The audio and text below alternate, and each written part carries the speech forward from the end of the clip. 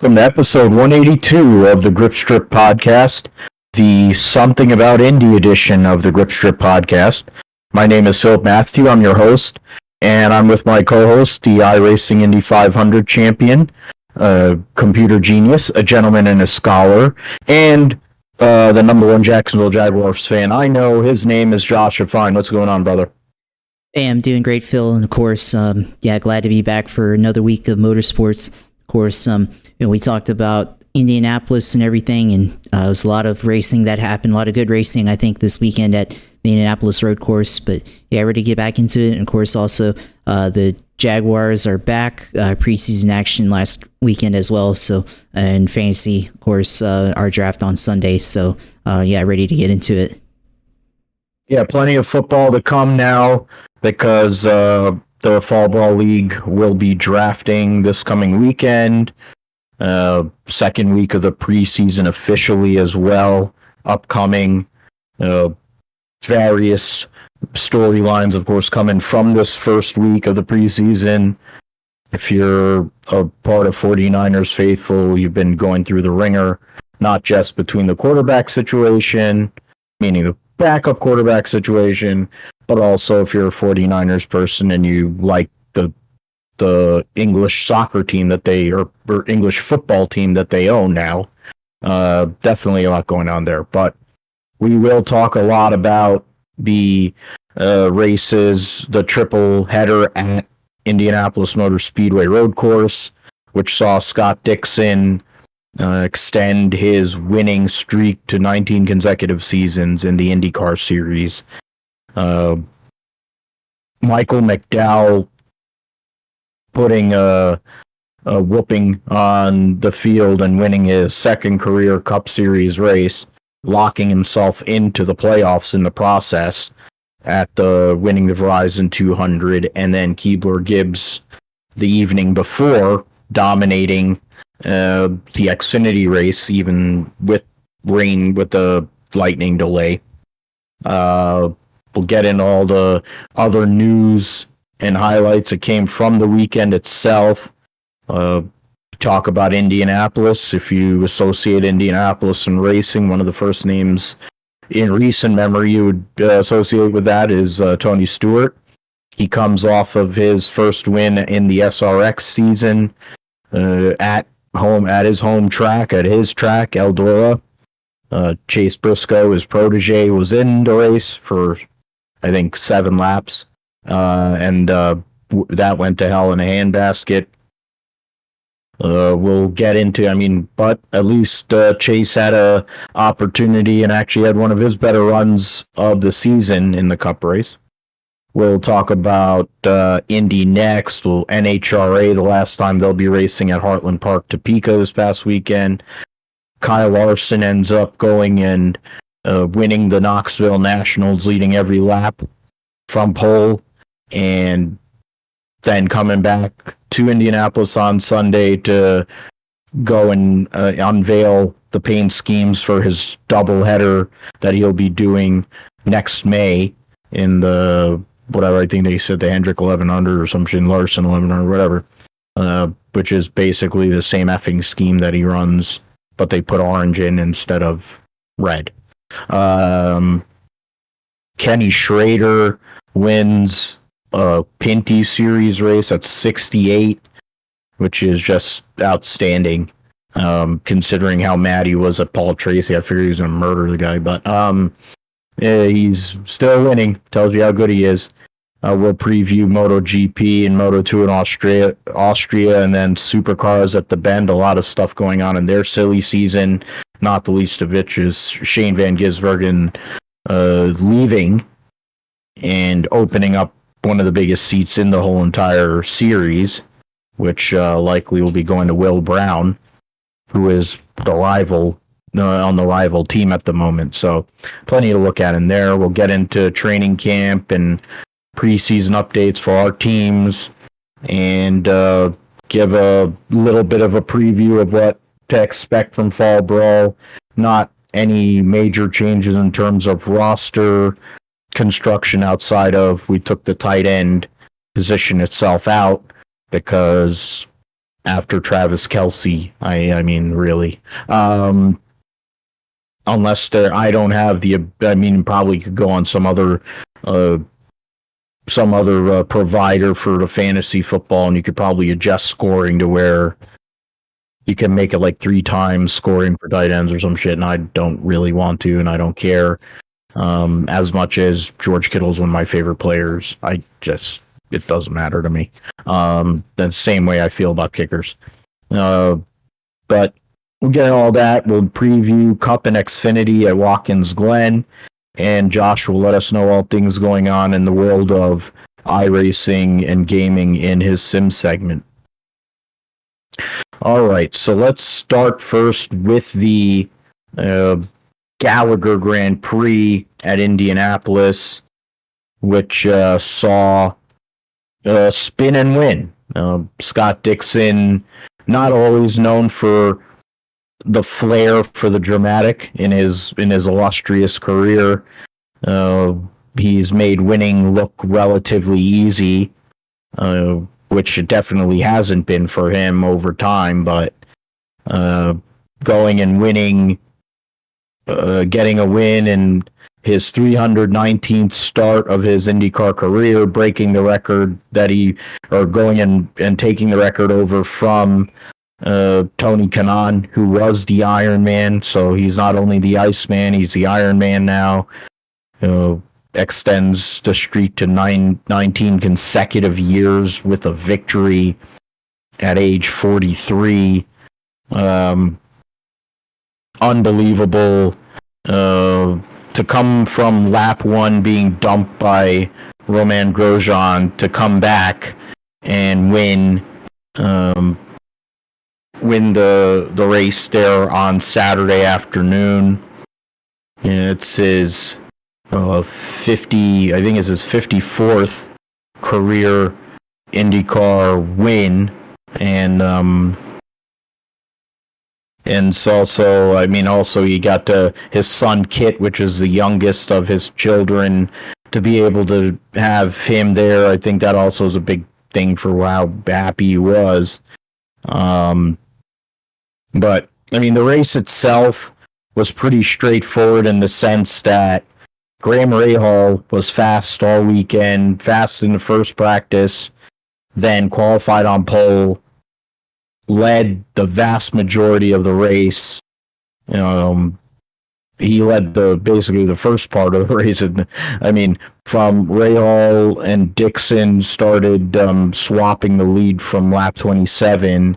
Lundgaard snuck in there for a few laps, but essentially Graham Rahal and Scott Dixon were the two dominant figures. Dixon came from tailback, utilized the long initial yellow that basically took Joseph Newgarden out of the race. There were other people involved, so Newgarden, Dixon, Marcus Armstrong, you say Colton Herta was involved in it, and then Romain Grosjean.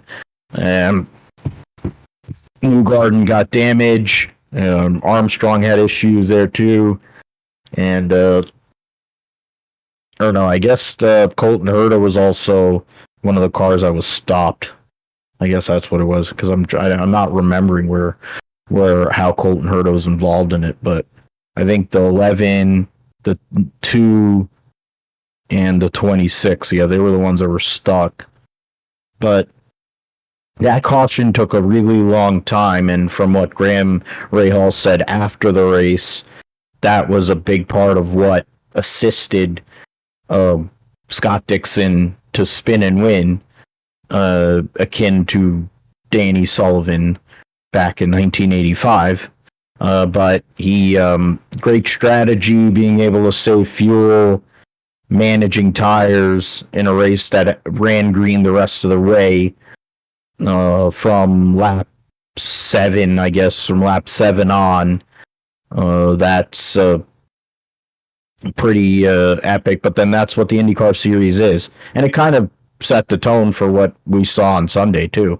I mean, Scott Dixon, we're used to him winning at least a race, of course, 19 years, but it's been a tougher year for him. His teammate Alex Palou no matter what his contract situation seems to be, has been the dominant figure on road courses and street courses this year, and also just in general. Probably let the Indy 500 slip away there, got run over in pit road and all. But Palou has been that guy the last 3 years. I mean, last year didn't go very well until the end. He dominated Laguna. But he's been in the top 5 in points every year that he's been there at Ganassi. Dixon now has had a little more trouble to be able to stand up to that kind of level, which is interesting. After all the years of kind of being one of those guys, being the alpha at Ganassi Racing. But this was an example of why he is one of the greatest of all time in motorsport, and in not just IndyCar racing, but in motorsport. I mean, it's in a race where you had to basically utilize fuel mileage, and you had to do everything in regards to management and go and figure out a way to win that race and do it under green. It's Scott Dixon. I mean, how else do you put it, really? Scott Dixon over Graham Rahal, Pato O'Ward podium. Christian Lundgaard started second, had a long pit stop. In terms of, I think the second pit stop was extremely long. That's another thing that kind of dovetails also into the Cup race.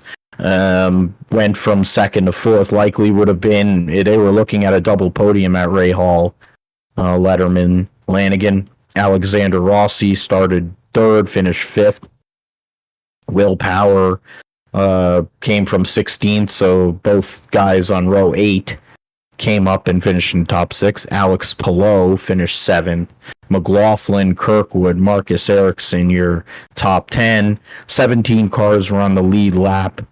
Linus Lundqvist making another start in the 60 car, finished 12th.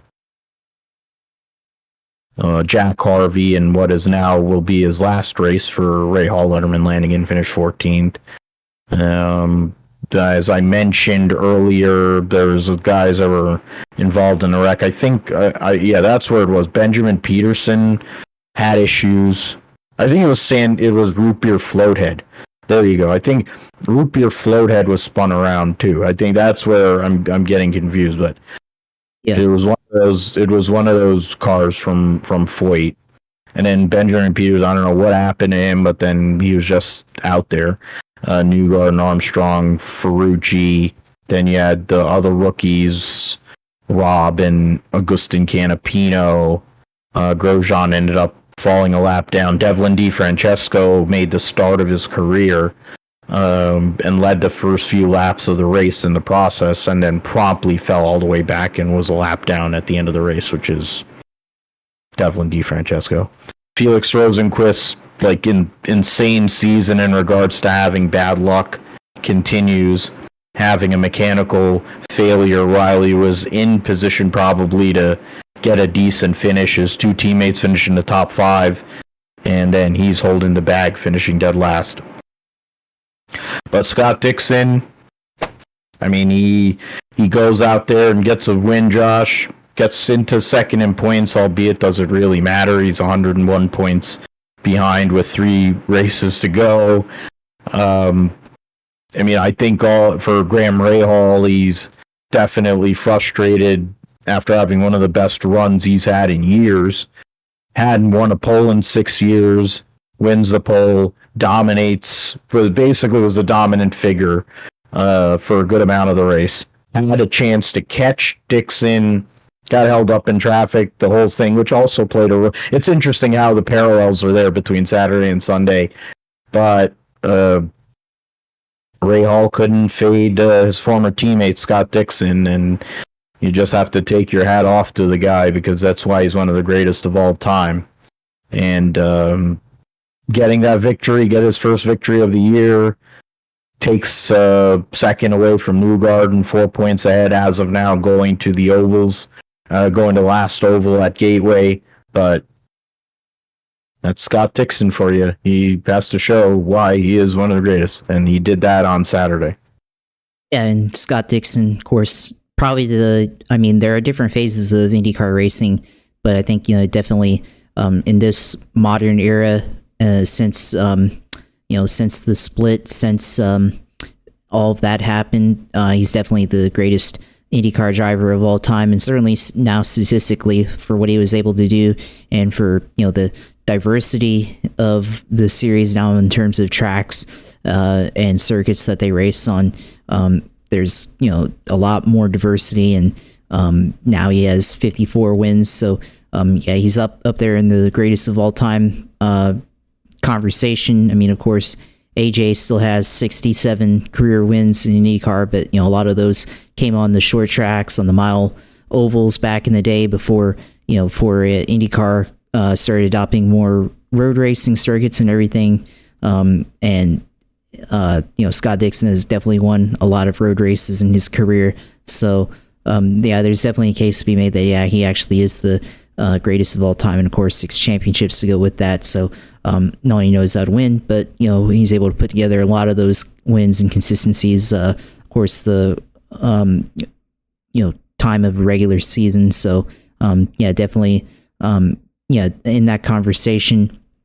But so far this year he hasn't won a race until Indianapolis road course, and he's able to do it in kind of a dramatic fashion, like you said, the spin on lap 1.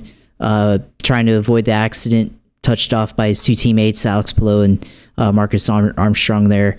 And then basically that gifts him the ability to take an early stop during that caution cycle, and then save fuel on the next stint to make it on only 1 extra stop beyond that, and then stay out in front, and then able to use push to pass as well to defend at the end, with Graham Rahal charging hard on his gearbox there at the end of the race. So it's a pretty interesting race. I think the first lap caution, of course, that definitely set a lot of dramatics in place. This with Scott Dixon, of course, and then utilizing that to his advantage. And then, of course, I think the big story in the championship, Newgarden getting caught up in that wreck, and falling a lap down because he's stuck on top, and then couldn't get the car refired, and then wing damage as well, so on his front wing. So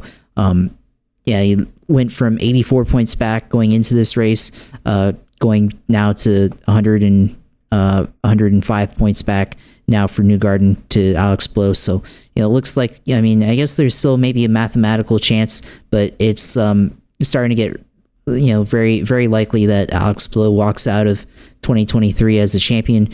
And it's been a dominating season for him, and of course this race, a bit of a he still finished in top 10, but still a bit of a issue there at the beginning of the race, of course, and that would have been an opportunity for Newgarden, but of course ends up getting caught up into it, unable to avoid the first lap incident there in turn 7. So big championship implications there for Newgarden, and he could probably still win Gateway coming up in 2 weeks. So there's still maybe a little bit of a chance, but definitely dwindling.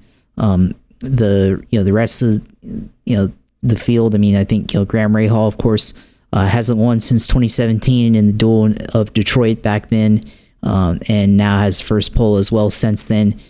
So this, definitely a heartbreaker for him not being able to win a race. But then also, on the other hand, I do think it also shows the turnaround that they've had. Look where they were at when we were at Indianapolis last time. Of course, he failed to qualify initially, and there's a lot of dramatics. Of course, his teammate Christian Lundgaard eliminating him from the top 33 back in May. So and then comes back and wins the pole on the road course. So definitely shows a lot of improvement there that they've made in a quick time frame, and shows definitely that they've improved since what they went through last year as a team. So maybe the Rahard Letterman Lanigan Racing, hard to say that sometimes, but definitely they might be emerging here late in the season. Not sure how much left Graham Rahal has in the tank, but definitely this race proved that, when he has a good piece underneath him, he can definitely compete for wins. And he just came up probably just a little bit short. I think maybe he could have had a chance if he wasn't impeded, I guess, if you want to say, by Ryan Hunter-Reay. Of course, Hunter-Reay trying to stay on the lead lap, gets passed by Dixon with a handful of laps to go, and then stays in between him and Rahal there. And maybe Rahal, if he had gotten by him a little bit sooner, could have maybe pressed Scott Dixon a little bit more. But definitely right up on Scott Dixon there at the very end of the race. So this race was very interesting to watch throughout from the start to the finish, and definitely a significant race for all different parts of the field, and definitely something that I think we'll remember. Wonder if this race has a future, because it's kind of tied to the NASCAR weekend, and maybe it'll still exist, but maybe not the doubleheader format that we've had the last couple of years with IndyCar and NASCAR both sharing the same track on the same weekend with the Xfinity Cup and IndyCar all racing. So we'll see how that goes. But I think this one was definitely entertaining from start to finish. Yeah, and it was clean, and that's really part of what makes it all the more worthwhile. In showing the Indy cars and having the NASCAR teams and drivers all there to see that. It was a solid, strong race, ran quickly, but minus the ridiculously long yellow to start the race. But Dixon ends up putting himself in a position to possibly finish runner-up, albeit 3 races to go. Right now, essentially, it's between him and Newgarden for second in points. McLaughlin is 39 points behind his Busbro teammate and 44 points behind, 5 and 43 points behind Scott Dixon. He's McLaughlin is 7 points ahead of Pat O'Rourke and 18 points ahead of Marcus Ericsson there. So that's essentially where we're at. I think to a point you could count Will Power in that mix as well, but the real battle, I think, from 4th to 7th is a somewhat of a battle, and 30 points separating those 4 guys. Then you have Lundgaard, Kirkwood, Rossi, and Herta from 8th through 11th. Guys who have won, 2 guys that have won races and 2 guys that are been close trying to win a race. Will Power finally winning a pole, but he hasn't won a race yet this year in his trying to defend his second championship win.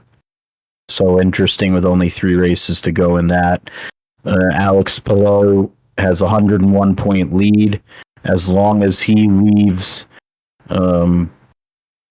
Gateway with 50, because I'm trying to look at how 51. As long as he leaves Gateway with a little over 100 point lead, I think he only has to gain maybe 5 or 6 points on Scott Dixon at the moment, or probably adjust it for Joseph Newgarden, but because they have qualifying points as well in there, you have to take that into account for the guys that start in the top 3, I believe. So if he can go and do that, and he will be the IndyCar champion for a second time in his career, and in turn he will also stay at Chip Ganassi Racing, since last year the talk was he had signed a contract with McLaren. He was going to dovetail IndyCar racing with Formula One testing. Come to find out last week that the latest turn in the saga is not only is he saying he didn't sign a contract, or he's not going to go through with the contract, he gets rid of his representation and will be signing a brand new multi-year contract to continue in the number 10 car for Chip Ganassi Racing. which probably means the Formula One stuff with McLaren's done. Zach Brown is pretty PO'd, but Chip Ganassi came out. That's one of the first times we've heard from Chip Ganassi in this last year or so in regards to this saga. And he was pretty blunt in his response to that, Josh. And it's crazy to think that the biggest drama that's going on in the IndyCar series is how Alex Palou has handled contracts. But that's probably more dramatic than the championship itself, because he put that to bed probably a few weeks ago. Yeah, I agree. And, I think one thing we have to consider is, why isn't anybody asking Alex Palou these questions? Because, we see Ganassi basically laying everything on the table here, saying, Zach Brown's wrong this whole time and everything. And then Zach Brown is basically saying, well, we expected him to come race, but now it seems like he's not going to. And, I think, and Alex Palou, why doesn't anybody ask Alex Palou, don't you have some fault in this? I'm not saying that he's wrong or anything, but, the two owners are having the discussions and everything. And then, Alex Palou was the one that kind of initiated this in the first place. But, on the other hand, he also fired his management team, apparently. And you have to wonder if maybe the management team was maybe giving him the wrong advice, perhaps, last year, and trying to convince him to leave Ganassi. And maybe they probably try to reach out and get him in contact with McLaren and everything. So maybe that's what kind of caused this issue. And now I guess maybe firing the management team is part of that. That's kind of an interesting one there. It's been very dramatic, of course, and a lot of memes come out of that one as well. So the McLaren saga here. I'm now potentially not having a fourth full-time car next year. They had plans to expand to that, I think. And then, I think they're also trying to move into a different shop, bigger shop that will allow them to produce more. So that may impact that as well. So, that's been interesting there. But, honestly, with the way that Alex Palou's been running this season, it's really hard to see him leave and then go to another team after what he's been able to do. So I think you'd want to keep the guys that you have around you and go for it for a defense of your title once again. So that's an interesting title and everything. I guess one parallel that you could make is, I don't really know the history with it, but another Spaniard, Fernando Alonso, remember, went back-to-back world titles, 05, 06 with Renault. So and then left and went to McLaren, which, interesting enough, he also went to McLaren. I forgot about that for a second. The original stint, of course, before, when he was with Lewis Hamilton for that 1 year, of course, and we know how that turned out and everything. So, it could end up being like that. And then, of course, the Palou wanting to go to F1, which, he wants to do it, but, there's probably not a lot of opportunities there anyways. Of course, McLaren's all tied up with Oliver Piastri and or Oscar Piastri and Lando Norris, and then any other ride probably not going to be worth it, honestly, other than to get your name in the hat. But that's a interesting deal there, and hopefully it's over, and we can see Alex Palou either grow into one of the best IndyCar drivers here and on the side of the earth, or can he, if he ends up going to F1, can he represent the United States well and maybe bring some, I guess, attention to IndyCar and show that IndyCar has some pretty good guys that are just as talented as some of the drivers in F1. Yeah, and I think also you brought up about the management. Part of what was going on from what a bunch of these stories with a lot of Marshall Pruitt reporting, but then you also have David Malsher for Motorsport and et cetera, et cetera. It sounds like Alex Palou was being shot by his management group, previous management, to the likes of AlphaTauri, Red Bull, and Williams in for prospective rides. Now, when you look at it, they both have openings. In theory, they have one at AlphaTauri or whatever they're going to be called. There's a possibility both of their cars could have different drivers next year. So I would venture to believe that Daniel Ricciardo is going to be in one of those cars next year, so that leaves one. Will it be a Red Bull Junior driver like Liam Lawson? Will they continue with Tsunoda? Would they have given Palou a thought? The notion with Williams, they're locked in with Alexander Albon, being British and Thai and all that, and he's built himself. He's made a foundation there, and they want to build with him. The second seat is Logan Sargent. He's a rookie, American driver, has had a baptism by fire in certain ways, has not scored a point as of yet through the first half of the season. Of course, there's more races, more than half the season to go once they come back from the break here in a couple weeks' time. And the prospective car would be that car. Now, what would they do with Logan Sargent? What does that say about their driver development program, that you basically quit on a guy that you invested in, had him in a year for Formula 2, and then you quit on him to put the IndyCar champion in, who has not driven in any of the Formula categories in a number of years in Europe. Definitely ran Super Formula, so that's where Liam Lawson is. But I agree with what you said, Josh, in terms of if it ain't broke, don't fix it. He has the best team. They've been in a position to basically win all but maybe 3 races this year. I mean, we can make an argument they haven't. I mean, they were in it at Indy. I don't remember them at Texas really. It was mostly Newgarden and Pato. He's been in the mix in basically every road and street circuit all year. So basically, I mean, last week was an exception, but so I mean, a handful, maybe 3 or 4 races this year, he hasn't had a chance to basically win it, and he's won a bunch. He's won 4 races, and he's been up there when Newgarden's won. And Ganassi needs somebody to build around with the prospect eventually.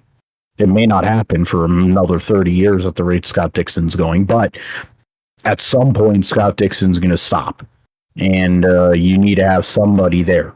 And he hasn't had that, Ganassi, in a long, long time. He had Dario, and I don't think he would have ever changed from Dario and Dixon if it weren't for that accident in Houston 10 years ago. But that's the reason why it changed, and that's why the 10 car went down after his untimely having to retire, Dario. But this guy has come in and has been at that level. And I think also somebody probably got to Palou and said, look, the notion, if you're going to go and run Formula One, if you're not in the number one Red Bull, or you're not in a Mercedes or a Ferrari or in an Aston Martin or a McLaren, like actually have a chance of being a McLaren, which they have no openings for a long time, like Josh said, what are you doing? You're just making up the grid. You are the guy in this series. They're getting more sponsors, it seems like. I mean, yes, in the process of all this, they lost NTT Data to McLaren, which was part of the whole prospect that he was going to go there. But okay, fine. They can find other sponsors. Ganassi's done pretty well with that. What that means in terms of silly season, the one thing that I do figure now is that Rosenquist is going to stay. They like Rosenquist. It seems like they've been trying to figure out ways to keep him around. They were going to make a connection with another team. Seemed like Brian Reinbold to go and run a fourth car, and they would have put Rosenquist in that car. Instead, he's going to stay with the main team. I don't think that means that they can't go and expand. It means that who they would expand with changes. I think that also opens up the doors for the likes of David Malukas, knowing he has a lot of money, his dad's money. You have, and trying to make a connection because they want to expand and run their own IndyCar program eventually. You have former McLaren driver in Marcus Ericsson.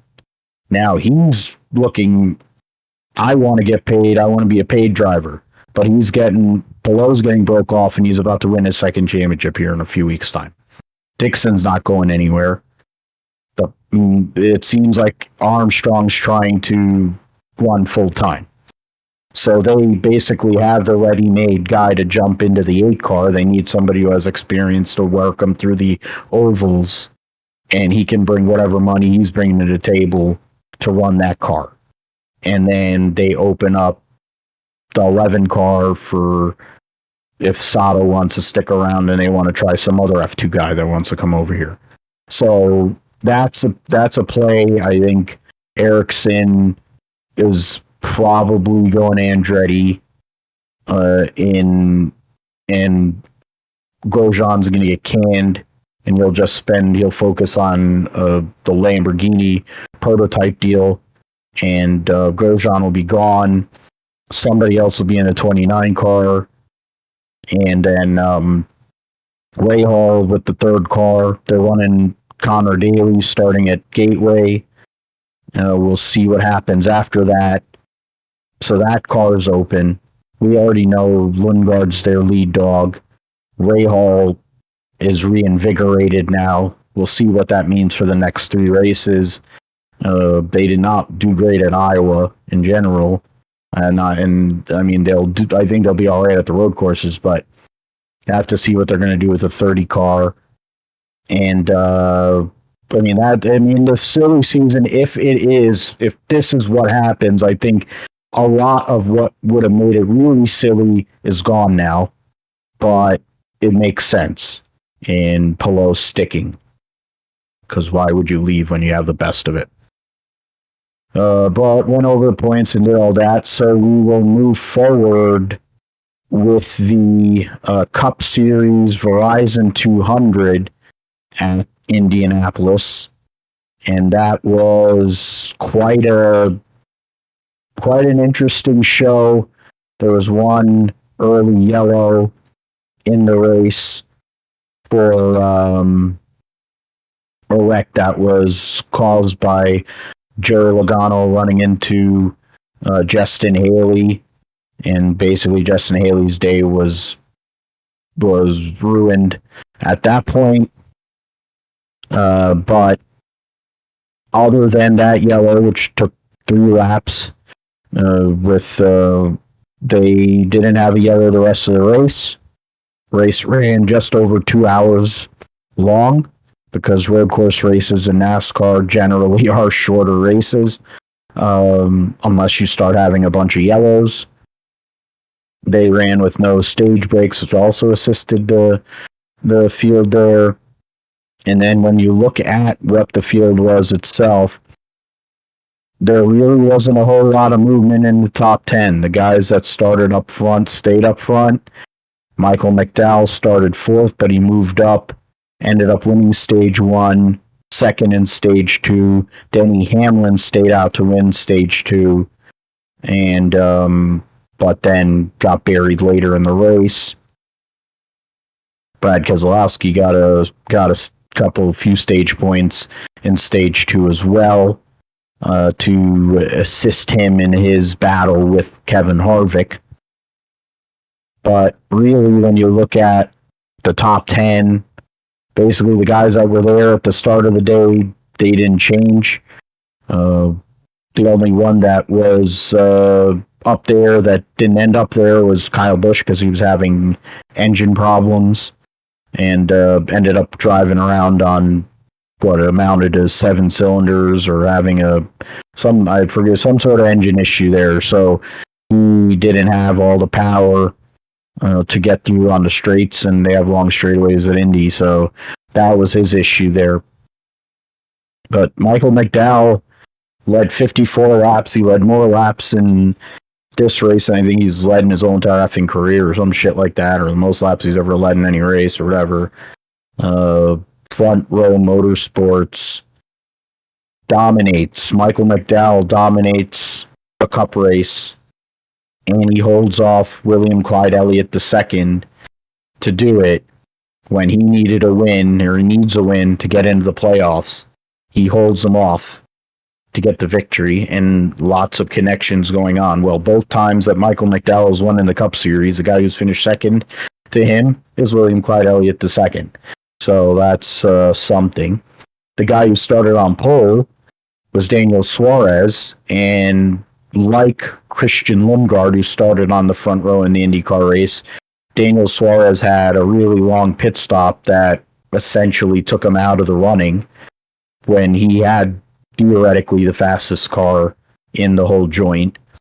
Tyler Reddick had issues on pit road as well, but then it's 23:11. You just assume that's going to happen. And him and Suarez were running with each other there at the end of the race. Alex Bowman getting a top 5 finish for the 48 team. So McDowell, Elliott, Suarez, Reddick, Bowman, one of his best run in months. I think at least 4 months. I think somewhere around 4 months he hasn't had to run a top 5 or anything like that. So timely to get that. Chase Briscoe mentioned this in his post-race interview, that he knew that when he missed the top 10 shootout that it was going to be an uphill battle with the way the cars are and all that, and he was right, because he was the guy that moved up the most in the whole entire field from a car that was outside of the top 10, from 13th to 6th. Martin Truex was right there behind him, the Cup points leader, made up 5 spots from where he started. Briscoe made up 7. Larson, Christopher Bell, and Shane Van Gisbergen round out the top 10. SVG, after racing at Chicago and putting a woodshed whipping on everybody and embarrassing the whole entire Cup garage, comes out and runs top 10. It wasn't as straightforward for him. The car wasn't as good as it was at Chicago. I think the conditions also helped with that. If you brought weather into play, I think maybe that might have equaled the playing field for him. I'm not so sure, and maybe Brody Kostecki for that matter. I'm not so sure about Jensen or Kamui. Christopher Buescher, for the first time since they brought out this Gen 7, didn't finish in the top 10, but he finished 11th, so it's not that big, not that bad for him. Coming off of 2 consecutive victories. Keebler Gibbs, who we'll talk about in a little bit with the Xfinity Series, finished 12th. Blaney Byron starting from tailback after his car failed 3 times, threw out the car chief and had to do a drive-through, but the drive-through was under yellow, so you didn't really lose anything anyway. Cindric 15th. So those are the guys I mentioned. Hamlin, he finished 19th. Keselowski 20th. The guys that scored stage points. And then bringing up some of the guys that were doing one-offs. Brody Kostecki wrecked his car in qualifying just outside of the top 5 cutoff to get into the final round. So he had to start with a backup car. So theoretically, he probably moved up the most, but in terms of actually being someone who was in a position to win, wasn't there the whole day. But credit to Brody Kostecki and his Cup Series debut. Finished ahead of Kevin Harvick, who was completely out to lunch the whole entire day and weekend. Mike Rockenfeller, who probably, if you're a Clyde fan, they want to be mad at him, but Mike Rockenfeller taking over the 42 at least for last week and this week in lieu of Noah Gagson's suspension and subsequent request for release. He finished 24th. Richard, the highlight, I think, of the whole entire day to me, other than Michael McDowell having that, was when he went and hit, he nailed him and Jensen Button were getting into argy-bargy, and then he ran over Kamui Kobayashi at turn 1, and Dale Jr., without missing a beat, basically said he's trying to go and hit the Grand Slam, or he's trying to get a hat trick, because he wanted him to go out there and hit every international driver out there. I'm like, that's a highlight. I love that. That was my favorite moment of the whole entire day, because he's literally saying that Ricky Stenhouse is going out there like Cole Trickle, and he wanted him to go out there and hit the pace car, and that's literally what Stenhouse did. I was hoping he could have gotten to Rockefeller. It almost happened. That would have been great. I knew he was never going to get anywhere near SVG, so that didn't happen. But he had a chance to hit Rocky, and he would have gotten a hat trick there if that had happened. But Brody Kostecki passed him by. But I think that was the highlight of the day, really. You had Button in 28th. Andy Lally, of course, who's been running all the races for Ware, 30th, but he's not an international driver. He's a New York guy. But some of his thoughts and beliefs probably make him one. Kamui Kobayashi's Cup Series debut ends up in 33rd. He got run over by Richard and had some problems here and there, but he enjoyed the time and wants to do more. I think Todd Gilliland had a track bar fail on his 38 car. And he had some issues anyways otherwise, but unfortunate for him, because his teammate goes out there and dominates. And then Eric Almirola ran out of fuel, and the car was parked on pit road right in front of Michael McDowell's pit, interestingly enough. But Michael McDowell, man, I'm still in a way the same way as I was when we did the show, or we didn't have the show when he won the Daytona 500. Yeah, we did. I remember. Oh, we did. We were bummed out that he won the Daytona 500. Because Logano, because he bump drafted Logano or Keselowski into Logano, and then the two of them wrecked, and then he continued on to the win. So I think we were bummed because of the way how it happened. Yeah, it still will bother me until if Brad never wins the 500, that just makes me nauseous. But in this case, there was no need for any of that. His team did the job. He probably did the best job he's done in a race car in years. He's many years removed from being a highlight reel for almost eating it at Texas in a qualifying wreck. But now goes to Indianapolis. He's won at Daytona. He's won at Indianapolis. He's in the playoffs. The 34 team has been solid. And, it isn't out of the realm of possibility that he could advance out of round 1 of the playoff. And who knows, it could get really crazy.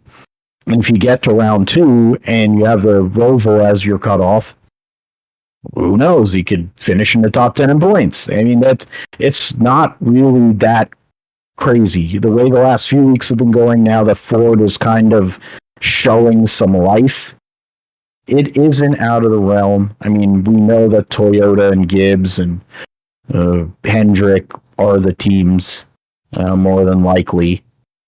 We don't know what Kyle Busch is going to do once we get to the playoffs, but Michael McDowell, man, got to have his family there, do all the celebrating, and all 18 of his kids, and it was great. And do the kissing the bricks, the whole bit.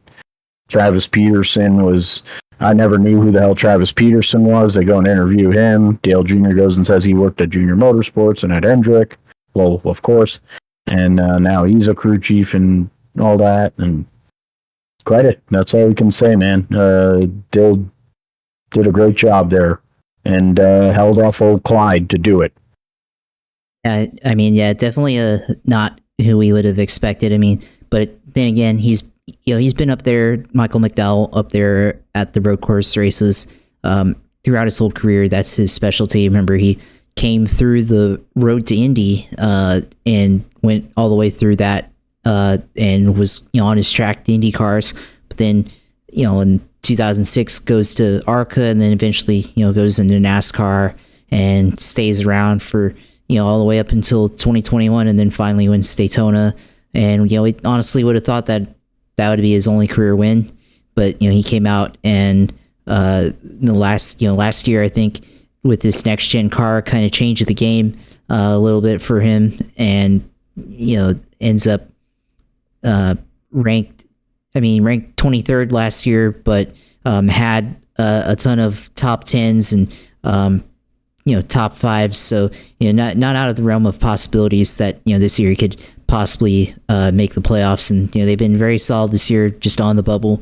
And now finally, coming out here to Indianapolis, goes out and wins, but not only wins, but dominates. So, on pace, I think you said Suarez, if it weren't for the speeding penalty, maybe this race is a closer battle between the 99, and the 34. So, could have been interesting there, but, Michael McDowell goes out and dominates, throughout the whole race. And, it's good for the series, and he's a good guy and good character and everything. So, he definitely, have first win in front of his family. It's also really good thing to have. So now he qualifies for the playoffs, and there's a little bit of shakeup now because the only driver currently locked in on points is Kevin Harvick. Keselowski, still a little bit behind on points there, but more than likely will make it in. Bo Wallace, last week Michigan. Definitely thought he's 60 points to the good, so he's theoretically one race ahead of the field of his competitors, but didn't have a terrible race, but also didn't really have a great race either. So they just didn't really capitalize on stage points and end up finishing 18th, so not the race that they wanted, and now a little bit shaky ground, especially with Watkins Glen coming up. They're going to really have to have a better effort there. And then they've got Daytona coming up, which things can go interesting there. It can go anyway. So Wallace, of course, on shaky ground there. And I don't think Keselowski can have any problems making it in. But in the case where a new guy wins next week and then a new guy wins at Daytona, that's not in the top 16, then obviously they'd fail to qualify as it stands. But I highly doubt that happens right now. So definitely think it's going to get interesting these last 2 weeks, especially as the fight for that last spot or two to get into the playoffs takes place. But this race, the only one caution at the beginning of the race, Joey Logano basically clocking out or cleaning out Justin Haley there on the first corner, or not first corner, but the S is going out into the back straight into turn 7, and that was the only incident of the race. A little bit of argy-bargy throughout the field, with AJ Allmendinger and Ryan Blaney getting into it. Of course, mentioned Stenhouse basically going out and cleaning out most of the international drivers. Matt Weaver had a great tweet on during the race, basically encapsulating Stenhouse, the 1776 "We Are the Champs" moment there, and it's definitely a quintessential Richard moment there, going out and cleaning out the international drivers in the field. So it was pretty entertaining there. But the race itself, I again like that it was able to go green the whole way. We actually had a race in Cup that ended before 5 p.m. Eastern time. So, if you're on the East Coast, you definitely got half of your day back, or the rest of your evening back, instead of, this thing playing out until, possibly 6 o'clock or even 6:30, with the way cautions go these days. So that's definitely a plus there. And then, of course, the strategies throughout the field. You saw McDowell on the strategy pitting, on and before the stage breaks, and maintaining track position. You had Denny Hamlin going out and trying to win a stage and going out and doing that. Keselowski also on that same strategy as well. So you saw a lot of variance in strategy, and then just a clean race for the most part. And they actually made it all the way, which I'm perfectly fine with, and hopefully we're gonna have more of that. So yeah, definitely even though not a whole lot of passing I think went on, still pretty interesting with all the strategies, and definitely you had to watch the whole race to really understand why Michael McDowell was able to stay up front and everything. Of course, a little bit of a challenge from Chase Elliott at the end, but to be honest, I mean, not really within striking distance to really put any real pressure. But if you make one mistake on any of the long straight turns, or going into the final set of S's, you definitely could give up a lot of time there. They're also going through lap traffic, so lap traffic definitely played a factor in the end. So yeah, it was definitely an interesting race, and I think with the news that we're probably going to go back to the oval, I mean, welcome back to the Brickyard 400. But also I did actually enjoy the road course race with Cup on the road course, and definitely will kind of miss that. So I think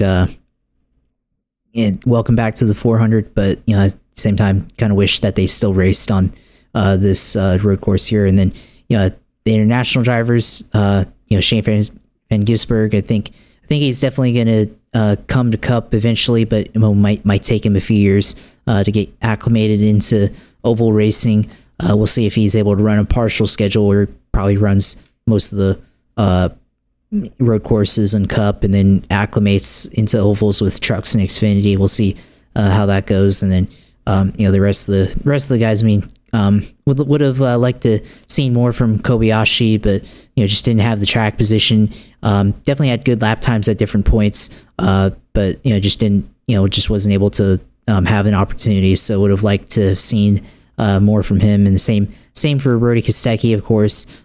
He crashed in qualifying and had a good lap times there, and then had if you measured the lap times throughout the race, was towards the back half in the top 10. So just didn't have the track position either. So would have liked to have seen him be able to capitalize on that. So yeah, I mean, the international drivers, hopefully translates to more ringers in the Cup Series when it comes to the road course races.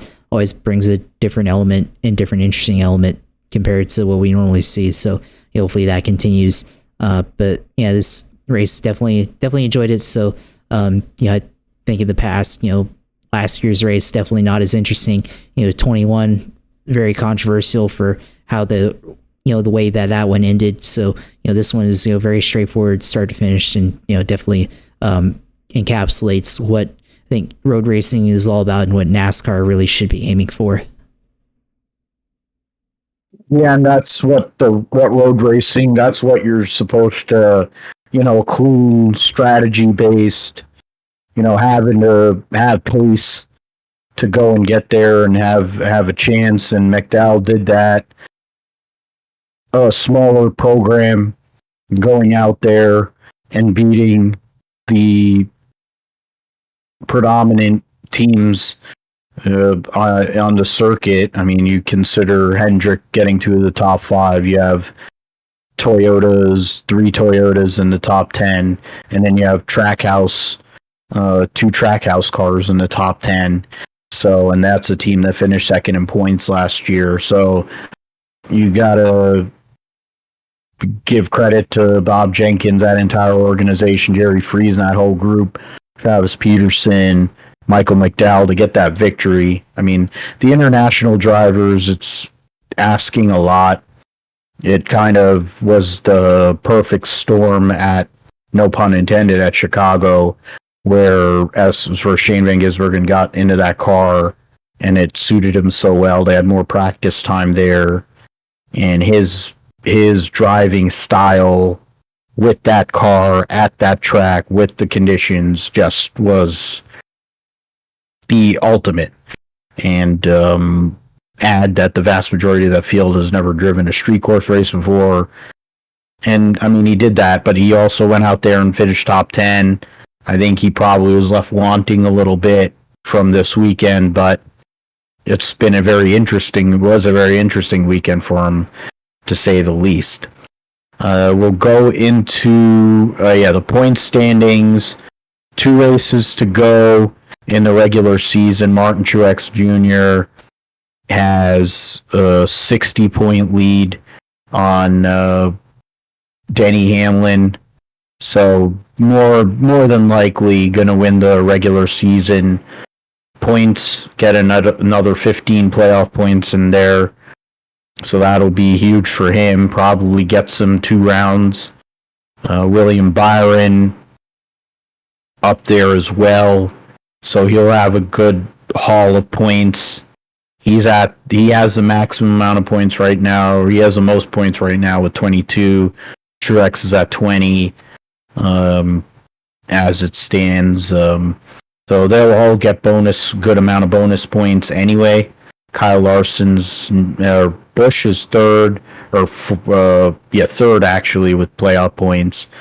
Then Hamlin, then Larson, Buescher, and Ross Chastain.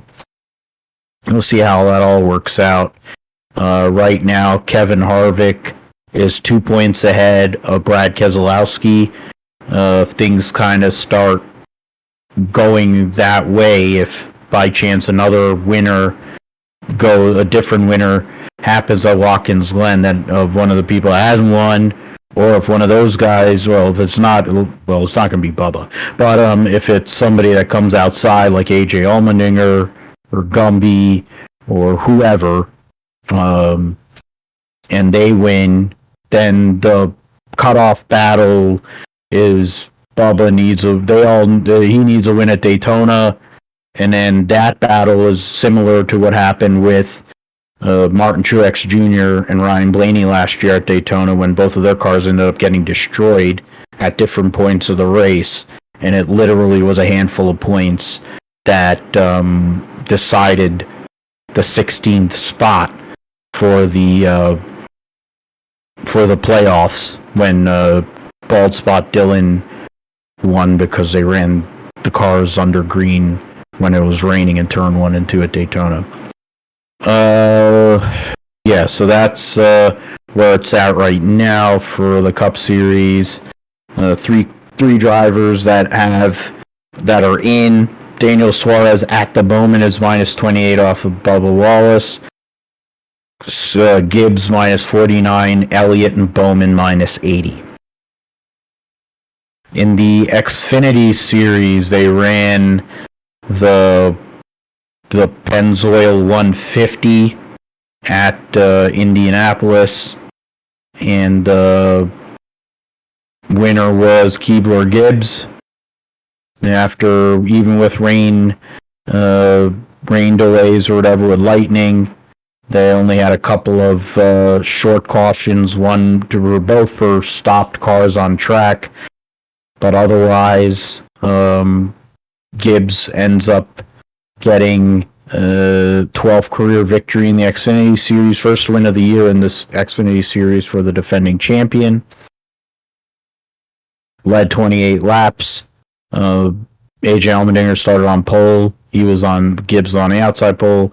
Allmendinger won both stages, led 21 laps, but fell back to third. Gibbs, Sam Mayer, coming off of a couple weeks ago winning his first career race, finishes second. Allmendinger third. Austin Hill fourth. Justin Allgaier fifth. Goldcuster, Parker Kligerman, Sheldon Creed, Kaz Gralla, and Brett Moffitt rounding out the top 10. Credit to Alex Labay driving for Emerling Gase, getting an 11th place finish. John Hunter Nemechek actually getting a finish on a road course, 13th. Josh Berry started third, led a couple of laps, 14th. Sage Karam finished 15th in the I'm trying to remember the 45 team, what their team is, but They don't have the entry list. The what's Alpha Prime? There you go. So yeah, I mean, there's that. I mean, you had some of the other guys there. Chandler Smith had issues. I think he had broken suspension there. Fell back. Chastain had suspension issues as well. Daniel Hemrick got stage points, but ended up losing time and losing positions late. So those are the guys that were affected, but similar to the Cup race, not a lot of real movement. The people that were up there kind of stayed there. Mayer, Allgaier, Kligerman were outside the top 10, but ended up being in there for a good part of the day. And for Austin Hill, maintaining his points lead, Allgaier, after a few weeks of rough results, comes back with a top 5 finish, keeps himself in the mix with a few races to go in the regular season. John Hunter Nemechek loses ground to Austin Hill. He has more wins and he has more playoff points at the moment, but Austin Hill currently leads by 11. Justin Allgaier is minus 34 off of Austin Hill. So he definitely needs, if there's one of those three that definitely needs the playoff points bonus, it would be Allgaier. And but we'll see what happens with that. Cole Custer's solidly locked in fourth. And it'll take a meteor to get him out of there before the reset. Barry is 3 points ahead of Sam Mayer and the best of the guys who have not won this year. Jeb Burton's outside of the top 12, so that kind of leaves him out over there. He finished 16th, so that's not a bad run for him relative to how he usually runs on road courses. But Gibbs getting the win, not really shocking. Him and Allmendinger, we picked those guys last week, Josh, and not really a surprise there. Gibbs has proven over time he's pretty solid at this road racing deal. It's a little harder in the Cup Series with the talent and equipment, but in the Xfinity car, he did work. That's a victory, and probably provided him some good momentum going into Sunday, and he kind of repeated that with a top 15 finish. Yeah, definitely the win Saturday for Ty Gibbs definitely gave him a lot of confidence, and I think probably he had the best car throughout the race. Before the rain came, after the first couple of laps, took the lead from AJ Allmendinger and built up a pretty good lead. And then the rain came, and then I kind of actually, once they got back going again with the track still pretty damp and everything, kind of did throw a wrench in there to the strategy. Of course, AJ goes immediately back onto the slicks pretty much once the rain stopped. And then I think, Ty Gibbs stayed out for a handful of laps.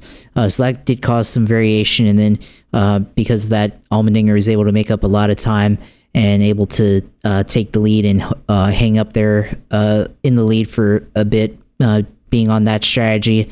And probably honestly would have held track position had there not been any cautions. I think probably would have won if there weren't any.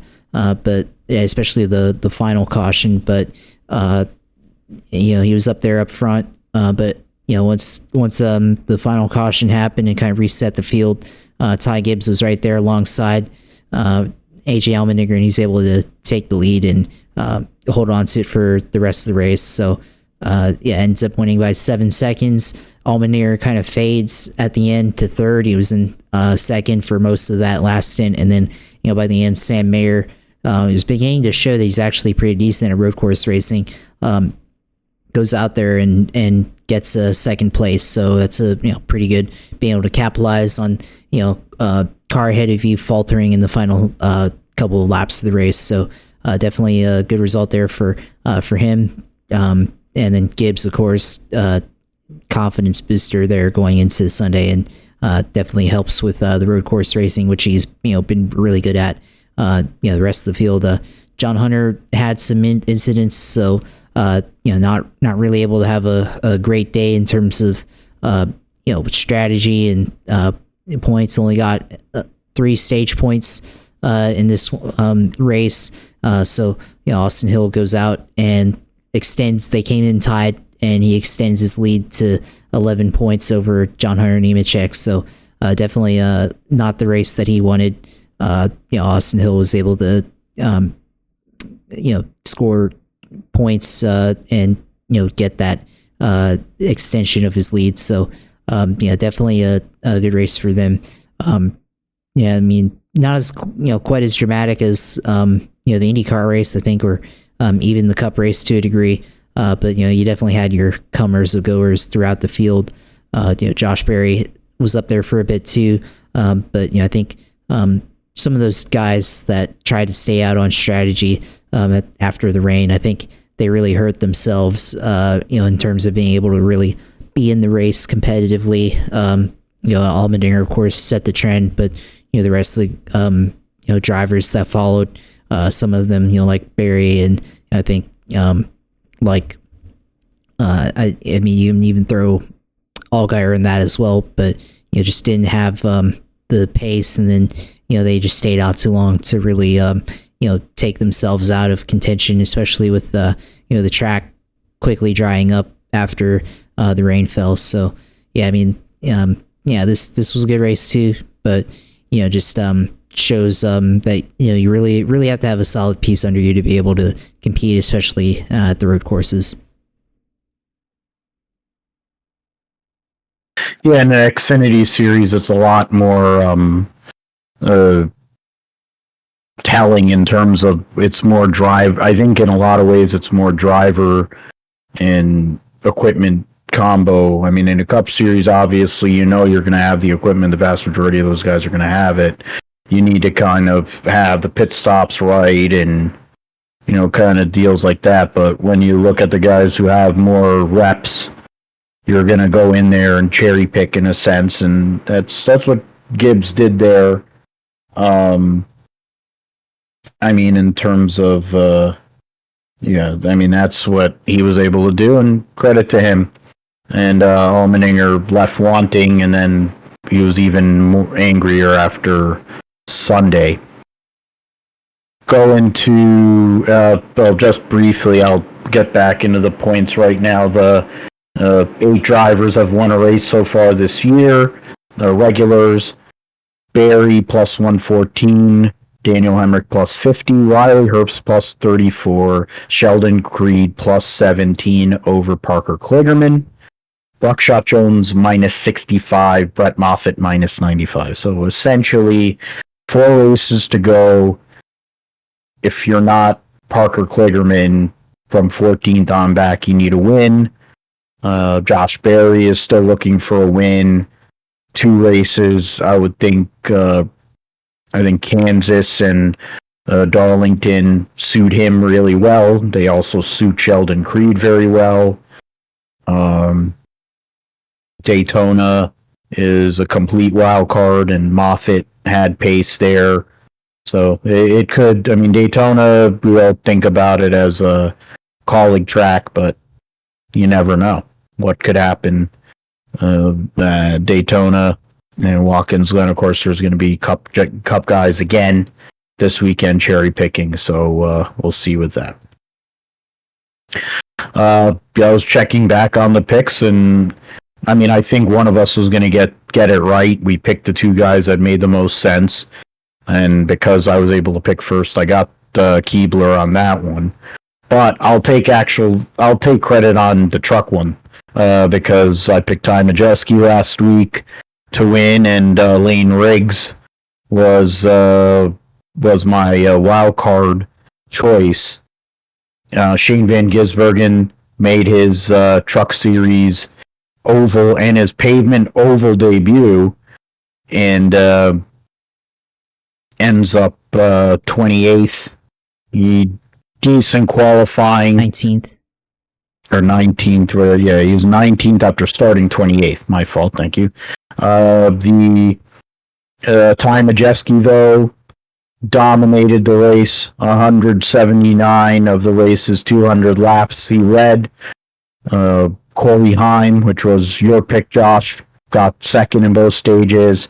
Ended up falling back there late, probably with the strat. Christian Eckes started on pole and finished second. So that was pretty straightforward. Lane Riggs finishes third for Spire. Carson Hocevar, Zane Smith, your top five. William Sawalich, sixth for Tricon. Raja Caruth, probably the best finish of his Truck Series career. In seventh after starting fourth. I mentioned Heim, Matt Crafton, D. Burrito, Nick Sanchez, Grant Enfinger. They'll round out the top 12 there. Enfinger, the defending winner at IRP. Garcia, Chase Purdy, Tanner Gray round out the top 15 and the guys that scored stage points. Ben Rhodes finishes 16th, and Jack Wood, who's driving the 51, which is in based on the owner points, finished 18th. Greg Van Alst had an accident because it seems like the cartoon anvil lands on Greg Van Alst no matter what he does. Unfortunate for him. He got run over early. You had Landon Lewis and Haley Deegan getting an argy-bargy together. She ran into Landon Lewis, and then Landon Lewis decided to finish her off. Coming off of the day before, or the evening before for her, showing the good and the bad of Haley Deegan there. But Ty Majeski, one of the best super late model drivers that exists in this country, one of the best short track racers in this country, and starts the playoffs, which is going to be a freaking endurance battle, with a win at IRP, going to a track where the trucks have not been at in years, which is essentially a pseudo home game for ThorSport at Milwaukee Mile here in a couple weeks' time. But Ty Majeski locking himself in to the round of 8 is a huge deal for him. He doesn't have to worry about anything for the next 2 races. He could possibly end up being the overall leader in the points after those 2 races. You're going to have the Milwaukee Mile coming up.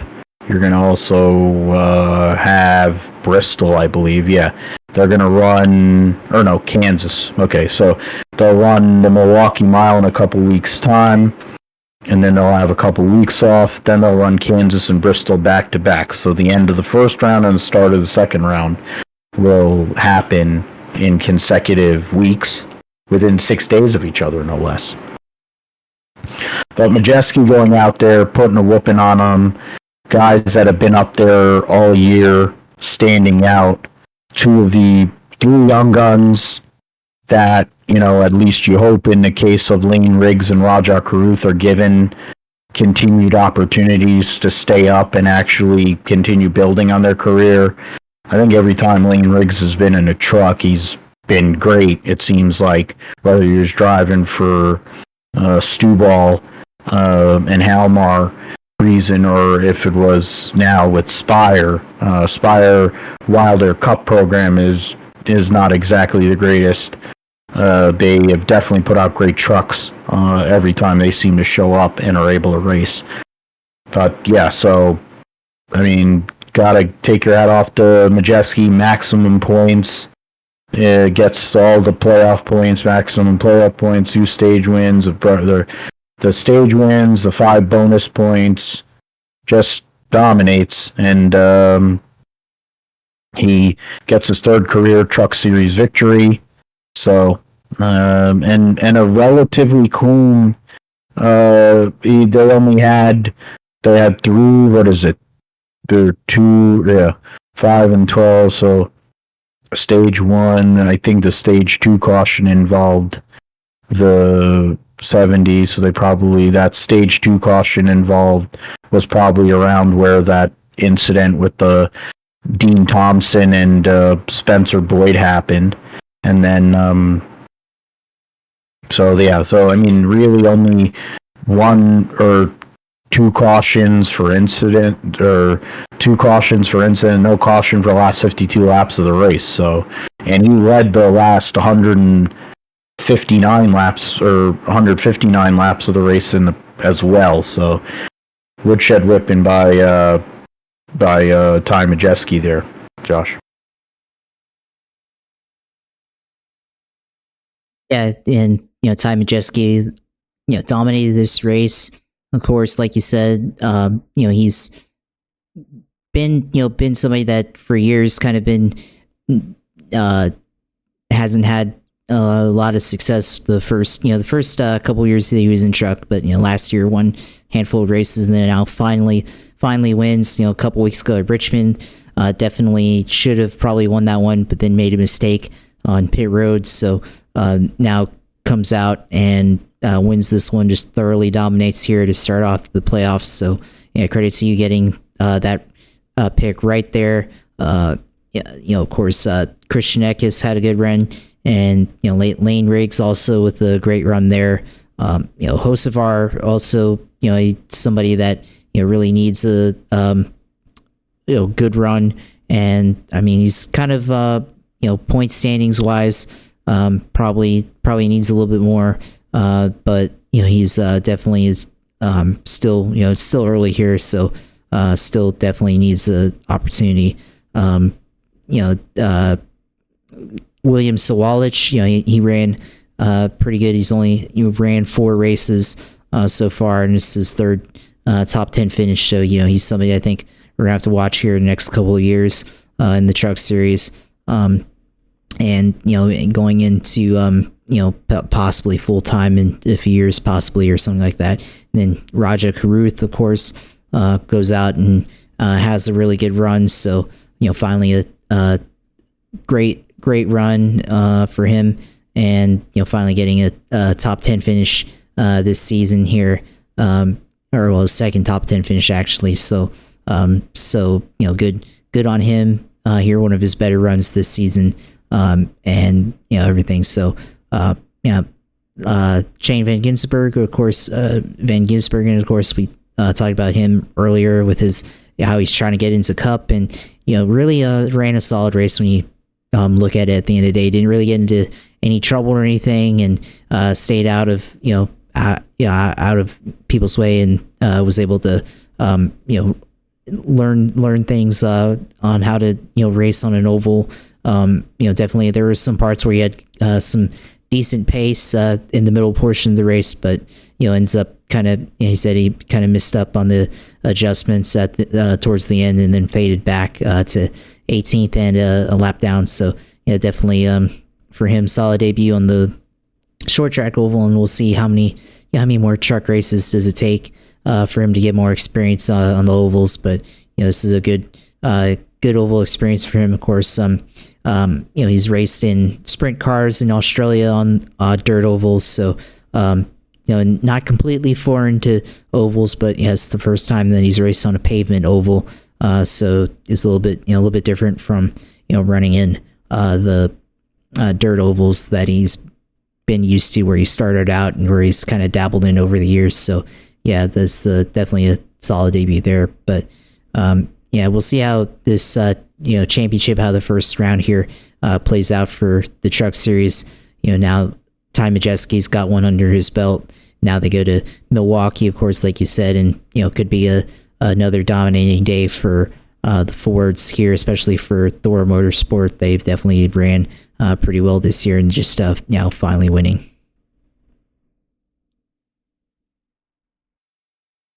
Yeah, Thor Sport, of course, wanting to go and continue that with, you have 3 guys in the playoffs with Crafton, of course, wily veteran and former 3-time champion. You have Rhodes, who's coming off of not a great performance, and he's still above the cut line, though. Majeski's only 3 points behind Corey Heim. Eckes is -8. Hocevar 4th. Zane Smith 5th. Then there's a little bit 5-point gap between Smith and Enfinger, and the real gap is from 6th, which is Enfinger, to Ben Rhodes in 7th, which is 20 points. Rhodes, Nick Sanchez, Matt Crafton, D. Burrito are only separated by 5 points. 2 of those 4 guys, as of now, would be eliminated after Kansas, which will be, there's going to be a few weeks between all these races anyway. Hopefully in that time, maybe Zane Smith will see what Front Row Motorsports is looking at, because now they don't know what their plans are with him. They announced that McDowell and Todd Gilliland will return next year in the Cup Series.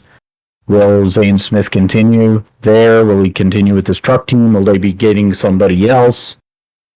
Will that affect how they run this championship after the amount of great results that they've had together?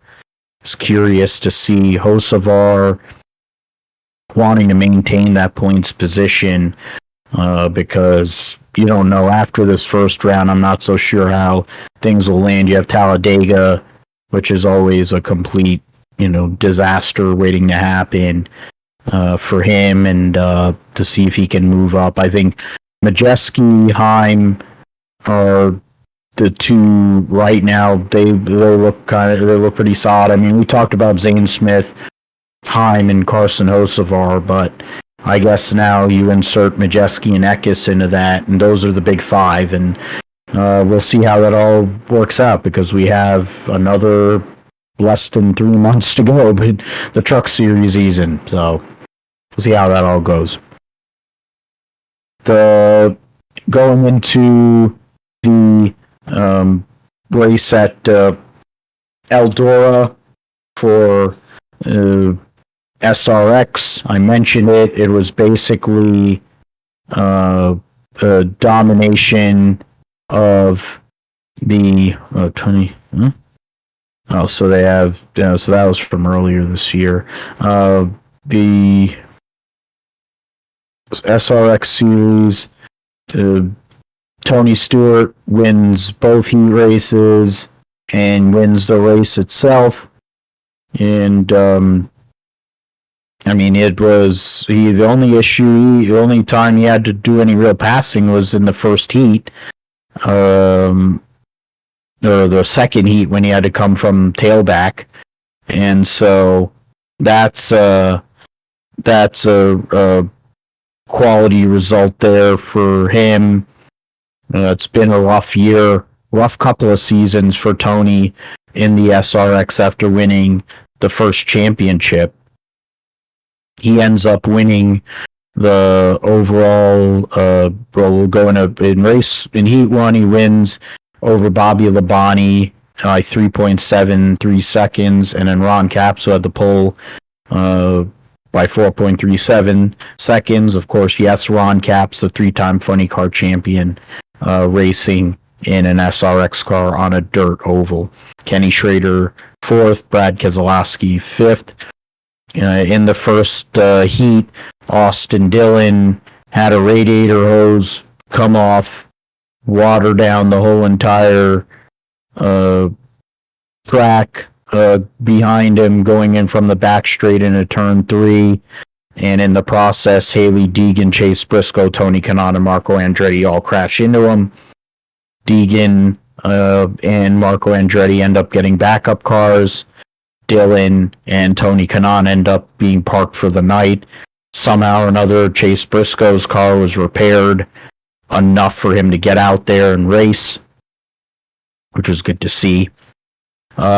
Heat 2, Tony wins by 1.595 seconds over his longtime Cup compatriot and rival in a sense, Matt Kenseth. And then Ryan Newman, 3.15 seconds back in 3rd. Marco in the backup car 4th. Bobby Labonte 5th.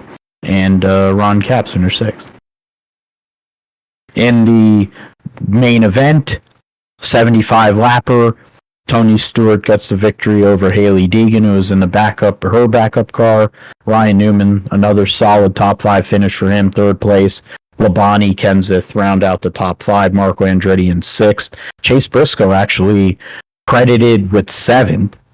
I'm not sure how, but he was a few laps down. He didn't start the race, but whatever. I guess that's SRX. Ken Schrader, Brad Keselowski rounding out the field. Keselowski had issues in the main event, spinning out a bunch of times. Caps had an accident at a park after a good start to the night.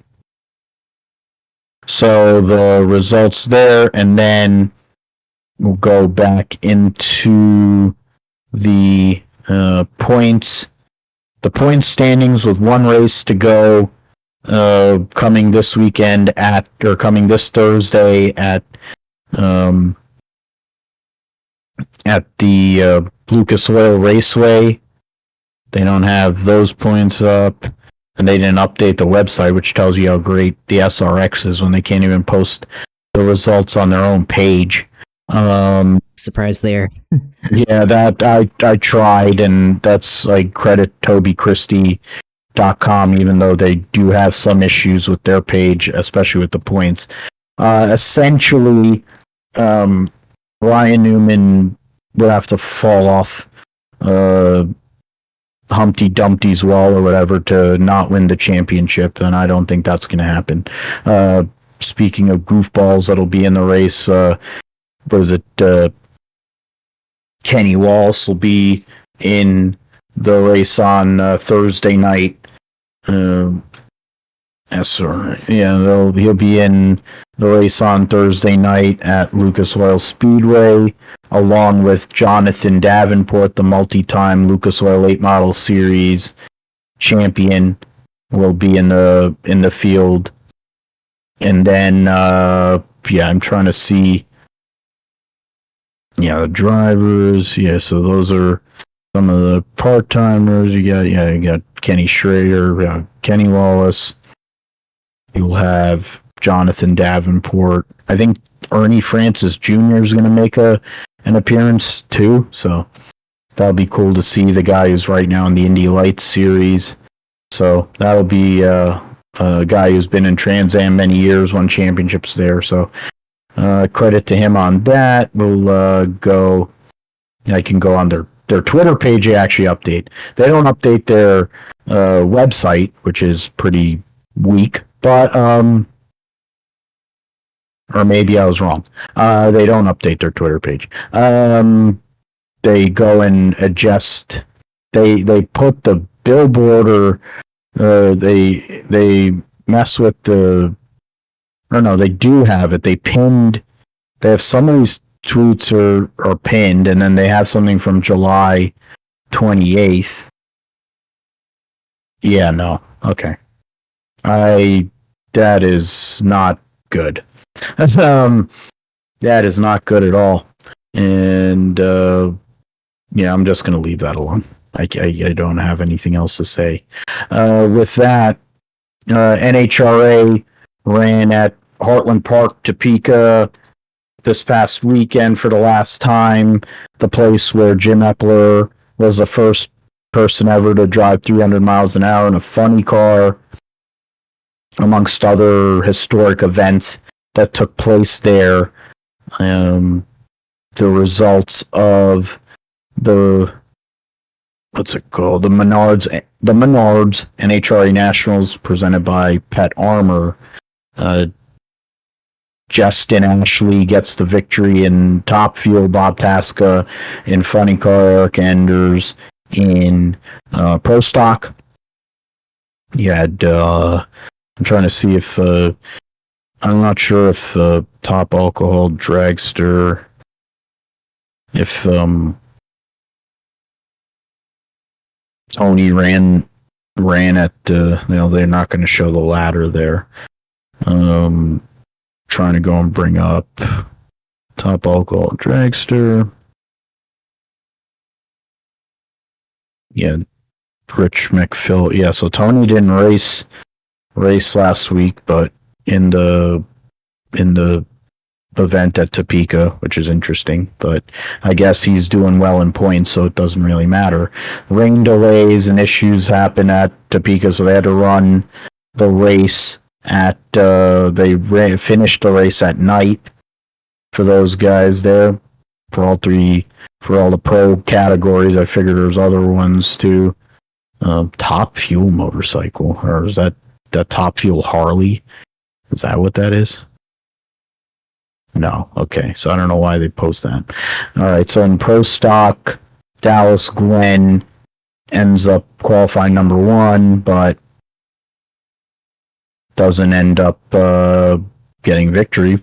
Rare occurrence there. Glenn goes and loses to Eric Enders, who got him on the tree, so whole shot lost there, and then Eric Enders beats Glenn's teammate Greg Anderson in a battle between Elite versus KB Titan.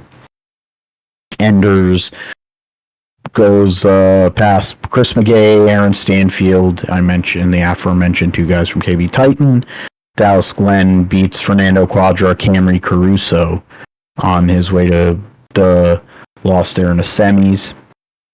Greg Anderson came from the number 2 spot, beats David Quadra, Troy Coughlin, and Derek Kramer on his way to the final there. In the funny car class, Bob Tasca gets the victory. Matt Hagan runs the top speed of the weekend and low ET.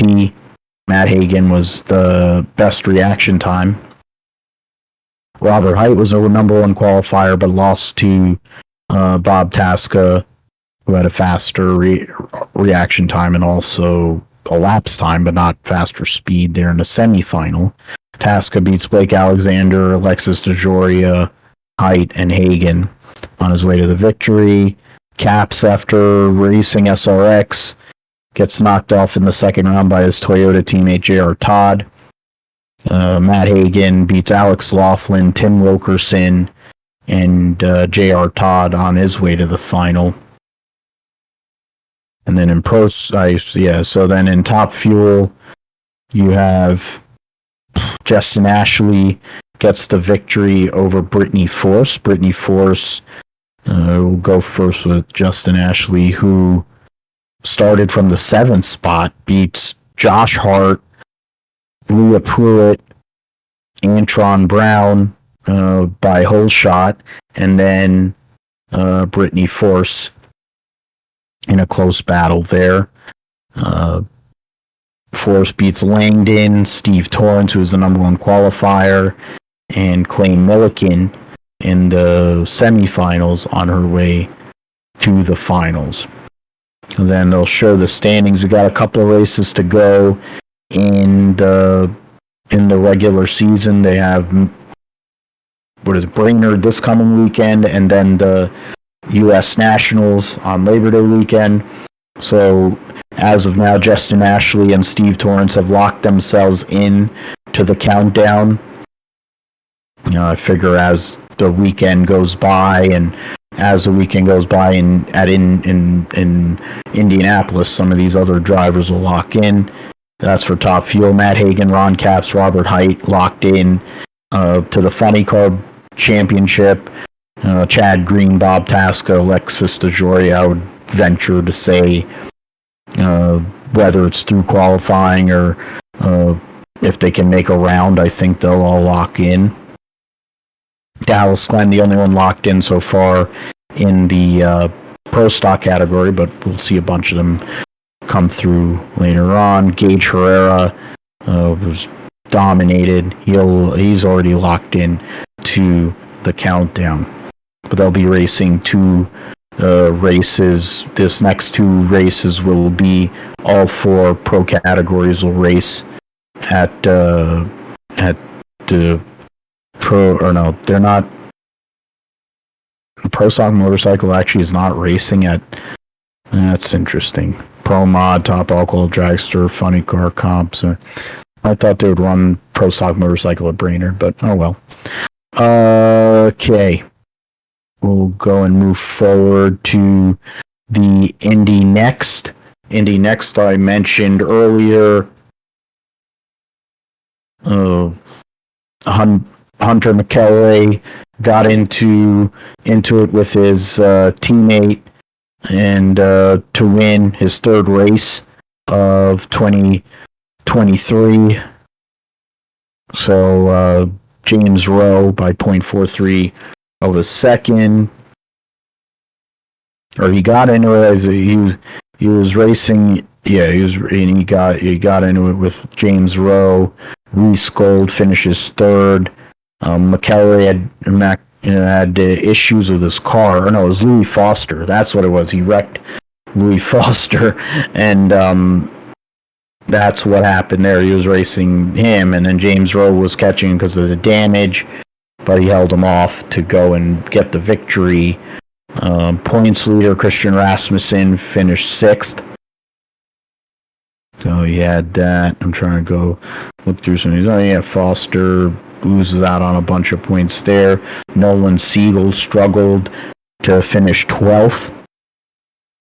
And so that's the results there. Their next race, of course, will be Gateway in a couple of weeks' time. Point standings, Christian Rasmussen is up by 33 points on McElroy, and then 55 points on Nolan Siegel with 3 rounds to go, I guess, and 57 on Jacob Abel, and that's really the championship there. Louis Foster loses out a bunch of points last weekend, only 9 points ahead of Reese Gold, 10 points ahead of James Rowe. Daniel Frost, Kiffin Simpson, and Ernie Francis Jr. rounds out the top 10. Rasmus Lind in 11th, Jamie Chadwick in 12th. Then I mentioned the Knoxville Nationals earlier, and I can't type or spell. Kyle Larson ends up going and getting his second Knoxville Nationals victory, 2 out of the last 3 years, and they had a throwback paint scheme on his Paul Silva number 57. Wins led flag to flag, and then got to celebrate with his son Owen there, so credit to him, winning his second career Knoxville Nationals event. So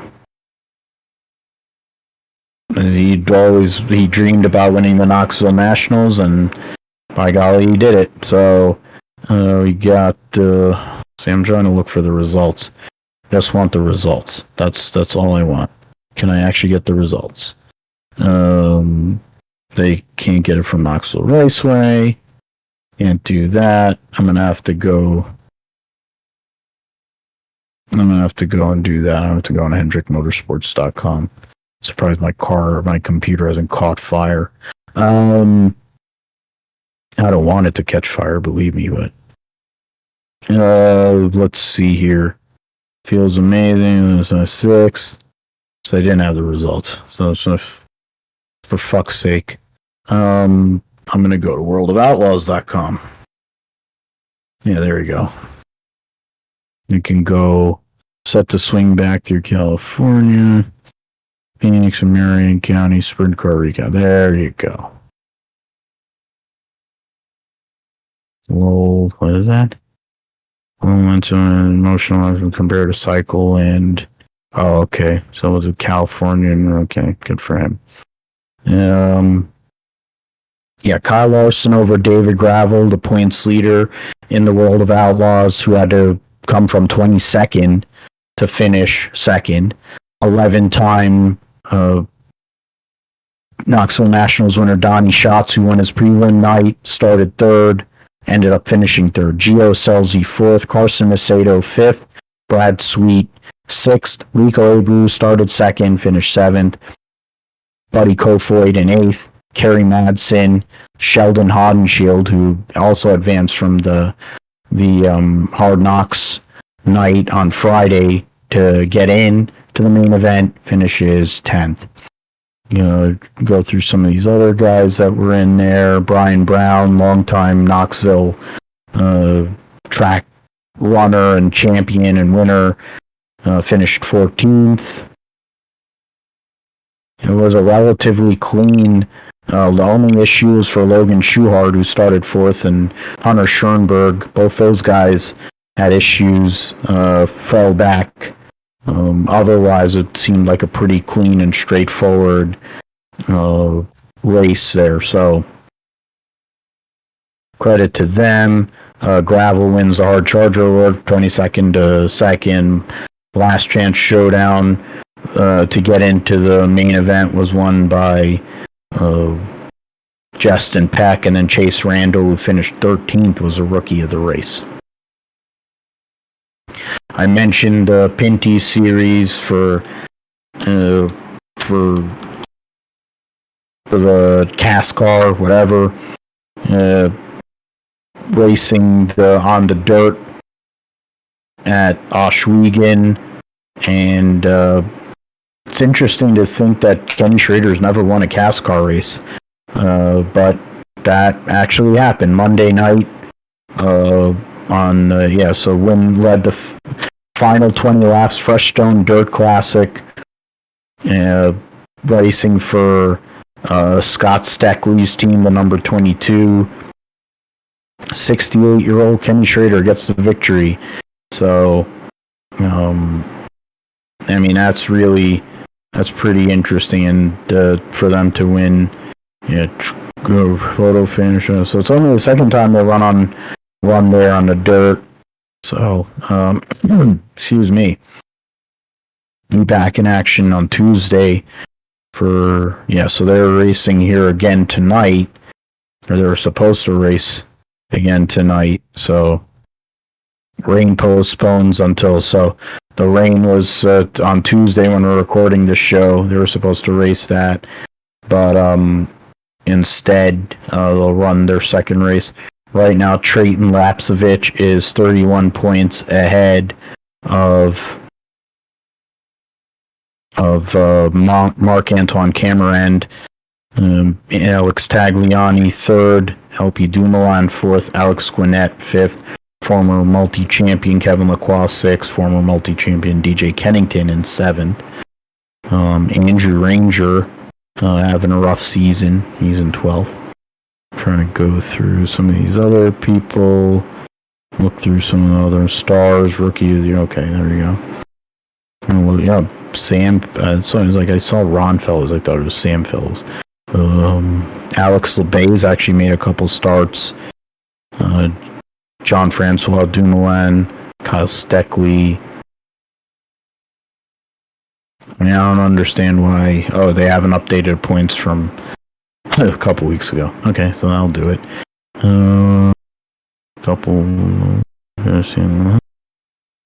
Raphael Lessard. There you go. Name from the past. And okay, move to MotoGP and Moto2 at Austria. Going into that race weekend, trying to go through, like that. The standings going into the race this coming weekend: Pecco Bagnaia, 41 points ahead of Jorge Martin, and a further 47 points ahead of Marco Bezzecchi. Ducati holding the top 3 and 4 of the top 5 spots at the moment. KTM going to their home race. Brad Binder, winner there, right now in 4th. And Alicia Spargo coming off his first win of the season, going in tied with Luca Marini, 6th in points. Jack Miller, the other KTM, there in 8th. In Moto2, trying to go the Moto2, so see full standings. Trying to get it for, that's not what I need, but Moto2. Moto 2 results and standings for teams. Okay, there you go. Pedro Acosta up by 2 points on Tony Arbolino. And then there's a huge separation between those two and Jake Dixon, which is 42 points. And third, battle between Dixon Canet and Alonso Lopez, only separated by 12 points. Joe Roberts, having his best run of the season, moves himself within 1 point of Jeremy Alcoba. He's 10 points out of 14th, and probably getting up to the top 10 is going to be asking a lot unless he's able to put together a very deep run in points earning in the rest of the season. But we'll see what happens with that. And then Supercars at the Bend this coming weekend. Point standings. Dixon wanted SVG to try IndyCar. That would have been something. Brody Kostecki going back, racing at the Bend this weekend, leading his current teammate Will Brown by 28 points. Shane Van Gisbergen third, Brock Feeney fourth. And that battle's within less than 100 points, separating the top 4 drivers in the points. And the top two teams, the Coca-Cola Erebus team and the Red Bull team, which that's not right. But the drivers' points are definitely right. Drivers' points are right, which is a surprise. Supercars at 600 races. Oh, wow, that's cool.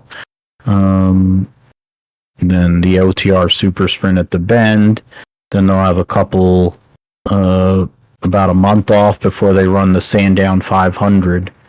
So they'll be back racing the Enduro at Sandown, so that'll be great to see. Or actually, yeah, so Brody Kostecki 40, that probably was from last year, okay. 41 points, I was wrong about that. Scratch that. Brody Kostecki up by 41 on Will Brown, who is likely going to be taking over for the guy that he's ahead of by 13 points, Shane Van Gisbergen, and Brock Feeney, 67 points behind in fourth. Will Brown moving over to Red Bull, Ampol Racing, 888, to be Brock Feeney's teammate, Jack LeBrock. The rumor is he's going to go and take over the ride that Will Brown's exiting. So that'll be interesting to see how that all works out.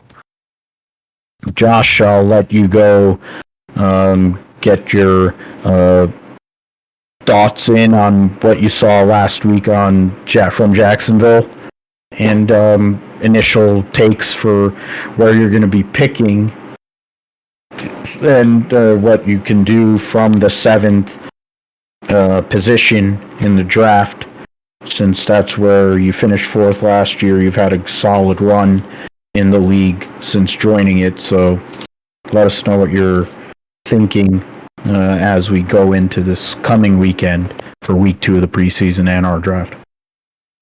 Yeah, I mean, for preseason, Jacksonville had a shaky start to start off with. Trevor Lawrence first pass of preseason getting, he overthrew it and gets intercepted by the Cowboys. So that wasn't, I mean, it's not too much to worry about, but it's always kind of a bad optics to start off the first pass of the, literally the first pass of the season in uniform. Is a pick, but recovered well from that. The Jaguars recovered a fumble as well on special teams and got it back for the offense. So they were able to get some points on the board. Trevor Lawrence throwing a touchdown to Christian Kirk, Travis Etienne, who people are saying, oh, he looks bigger than Tank Bigsby. No, he's not. He's smaller. In fact, there's a reason why Tank Bigsby's name is Tank, but it had some solid runs there. Calvin Ridley caught 2 passes, so looked like he's getting back up to speed here after being suspended away for for the whole year, and looks like he's getting back into game shape. So looking good there. Looks like there's a lot of good solid depth all around. So I expect the team to really be hold up really well throughout the course of the season. Last year didn't have quite as good depth as they do this year, so Trent Baalke actually doing a decent job building the team. Pass rush still a bit of an issue though, so we'll see how that goes. I think you have to give a really good shout out to Nathan Rourke, third QB on the roster. Made some highlight plays. Basically was all but sacked in one of his touchdown passes, and threw a nice touchdown, breaking out of many tackles to make that sack or make that touchdown. So definitely probably one of the highlights of the week for all of the week 1 in preseason there. So some good stuff here overall in the preseason. I think the offense looks pretty solid for Jaguars on starting players, and defense looked solid as well as starting defense. So looking forward to how they play against Detroit. Detroit's one of the up and coming teams as well in the NFL. See how many series they play this weekend. So looking forward to seeing that. The fantasy league, picking 7th here. So we'll see how that goes. Gonna have to do some research into my strategy for this week. Usually just go best available player, but decide if I want to go running back or wide receiver to start off, or if you want to go spicy and go quarterback and just start the QB run in the first round, which I've done before. As I picked in 2013, I picked Peyton Manning with my first pick in the draft and everything. So we'll see how that goes.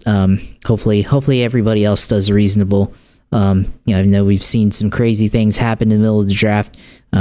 Vic starting off a QB run in the first round, going Brady, and I forgot who he picked, but didn't he pick like 2 QBs like right after one of the other? Like, he won the championship. Brady. He went back-to-back picks with quarterbacks. He picked Brady and Dak. I think that's what he did. But pretty interesting there choice there. But that was especially because the first game of the year, Brady and Dak played poorly fantasy wise, and then Dak got hurt. So that one is interesting. So and then going through the middle rounds, we'll see how to fill out, and of course gotta get a good tight end. So we'll see if I'm able to pick a good tight end this time, because it seems like you gotta get him early. So we'll see how that goes, and then just fill out the players and try to get a solid put together team that holds up real well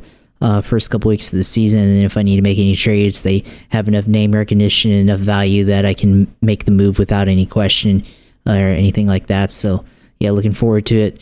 Hopefully try to win the title this year. As always, I think everybody has that goal, but there's only gonna be one winner. So we'll see how far we can make it. The playoffs felt like last year barely kind of squeaked in to the playoffs compared to previous years, and then the results kind of showed lack of depth there. Is kind of exited, or kind of the second round. I think we did not make it in the championship round. So we'll see how that goes this year, and definitely wanting to have a little bit better performance there. So looking forward to it, and looking forward, I guess, to the draft on Sunday and seeing how it all goes. Yeah, I'll go and piggyback off of that. Picking 9th as being the runner-up to Wilson, who will be in China with his family. So he won't be able to draft our mutual friend Randy, who's been in the league before. I went to school with him in K through 12, and Wilson and Randy were roommates for 1 year at college. He'll be drafting. He's a pretty solid guy in terms of football knowledge and the like. But will it be the same kind of drafting the way that Wilson is? Probably not. I'm not so sure. I mean, he's a pretty sharp, analytical type of guy too, but who knows? We'll see what happens. I mean, just one thing to remind you, there is, in our league, it's a WRT flex, not a tight end itself. So if you really do want Travis Kelce, that's fine. Or whatever the hell's his name that plays for Baltimore, Mark Andrews. Yeah, Mark Andrews, thank you, or GK or whatever. You can get them, but it's not an absolute necessity. In terms of what a shocker. Yeah, well, we knew that was going to happen. She'd probably go to Fox News. Then what's it? Playoff format, yeah. Anthony Richardson was announced. He will be the starter, which is shocking absolutely nobody. So that's probably news for you, Josh. Since your Jaguars are looking to get the division title, Anthony Richardson will be the starter week 1 for the Indianapolis Colts. They have Gardner Minshew, former Jaguar, of course, as the backup guy. So that'll be. They have a new situation there. Shane Steichen at the head coach position and the like.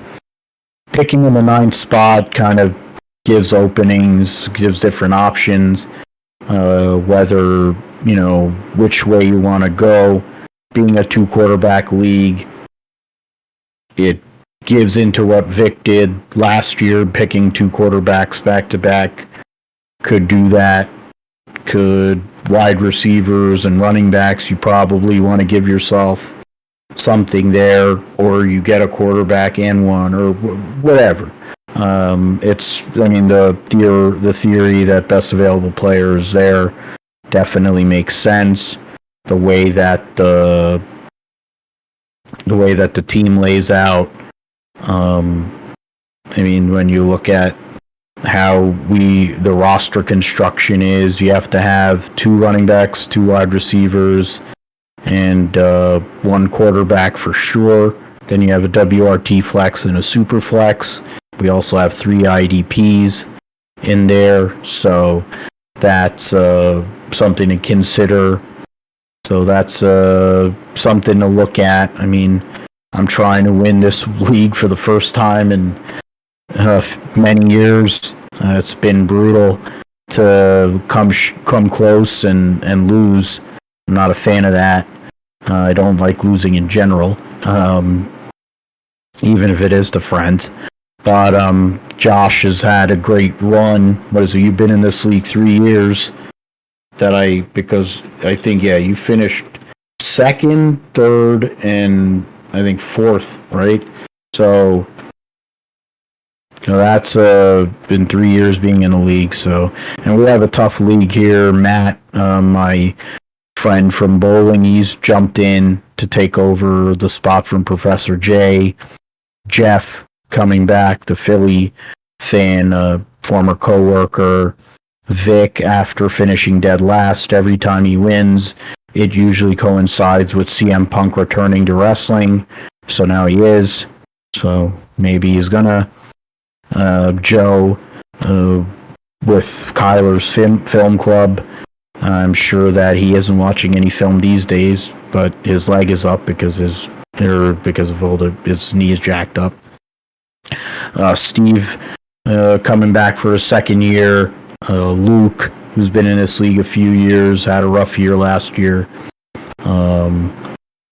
Wilson's team, their defending champion. Josh's Bold City Brigade. Manny, buddy from the Knights and a good friend, who is definitely not technologically savvy. Continuing with Stairway to 7, and my team is 4 Quarters of Tenderness, which is Kay Adams reference. because why wouldn't I have a Kay Adams reference being my team name? We will see what happens with that, and we'll let you know what happens with the draft for sure. 49ers, they played the Raiders and got demolished, 34-7. In terms of the recap, Aiden O'Connell for the Raiders, 15 of 18 with a touchdown. In where that was in the from to Keelan Cole in the second quarter. The main storyline on the offensive side was the battle for quarterback. Trey Lance, his stat line shows pretty good.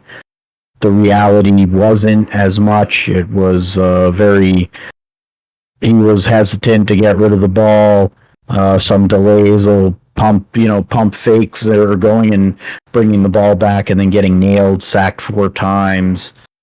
That's not a great look. I mean, Sam Darnold ends up going and having 5 of 8 for 84 yards. That's fine. I know that. I think it seems like Kyle wants Darnold as the backup guy because he can probably program him. It's fine and well. We'll see what happens with all of that. Dwelly catches what should have been an interception for a touchdown, and that was the only score of the day for the Niners. Otherwise, nobody of great significance was out there. I mean, the 2 tight ends, Cameron Ladu and Braden Willis.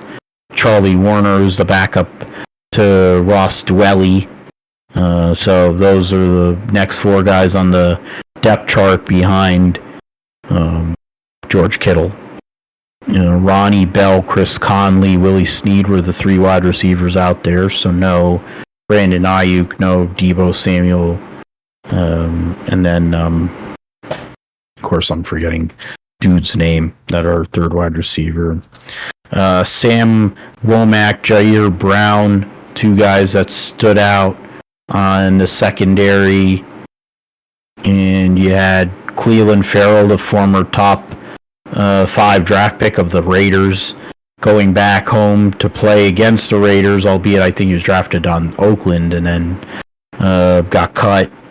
He's maybe the latest example of Chris Korchek's defensive line getting scraps off the other people's scraps and turning them into treasures, trying to go out there and be one of those guys on the other side of Nick Bosa, who right now, of course, is holding out. You have Ambry Thomas, who had a tackle and an assist. He had a rough year last year, coming back with a little more energy. I mean, we lost Ray McLeod to an injury, so Ronnie Bell looks like he'll be the kick returner. I think they have Jeremy McNichols right now. They're going to be using him for punts. Former Boise State running back. Jake Moody, the 3rd round draft pick out of Michigan, used the top 100 draft pick, their first draft pick of the draft list this year, to go and pick him. Missed both of his field goals, but no real concern. The kid can kick. He can kick long field goals. He's got a good leg, got a good head on his shoulders. He got through playing for Harbaugh, so I think he'll be all right. He'll just have to get more steady as we go along. So, I mean, that's that. I think, there'll be more conjecture with the 49ers and the whole Trey Lance, Sam Darnold battle.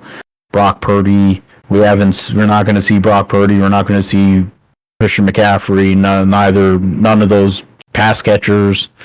A lot of the offensive line we're not going to see. Maybe they go and get a cup of coffee during this week and to play, and then that's it. But trying to keep them upright, which seems to be a problem with the 49ers in general, especially on the quarterback room, which is why they have 4 right now. So we'll see what happens with that. Okay, Josh, let us. Oh no, wait. We have to do Cup and Xfinity. I was about to jump past. I was going to go right to the sim segment. Let's go to the Xfinity series, the Shriners Children's 200. 40 cars for 38 spots, so 2 cars will miss the show. Okay, Chris Hacker in the 07 for SS Greenlight. Alex LeBay will be in the 08. So he's driven for 3 different teams recently, so that's interesting. AJ Allmendinger back in the number 10. Alex Bowman driving the 17 for Hendrick. Keebler Gibbs in the 19 for JGR.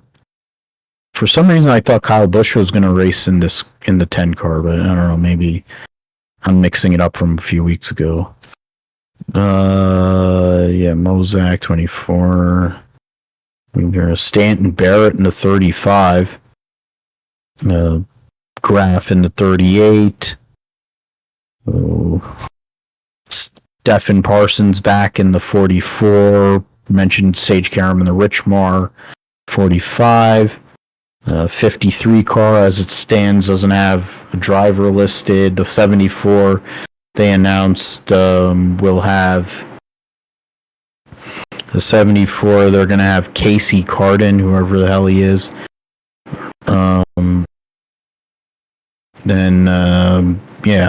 Chastain in 91, Max McLaughlin in the 96 for FRS Racing.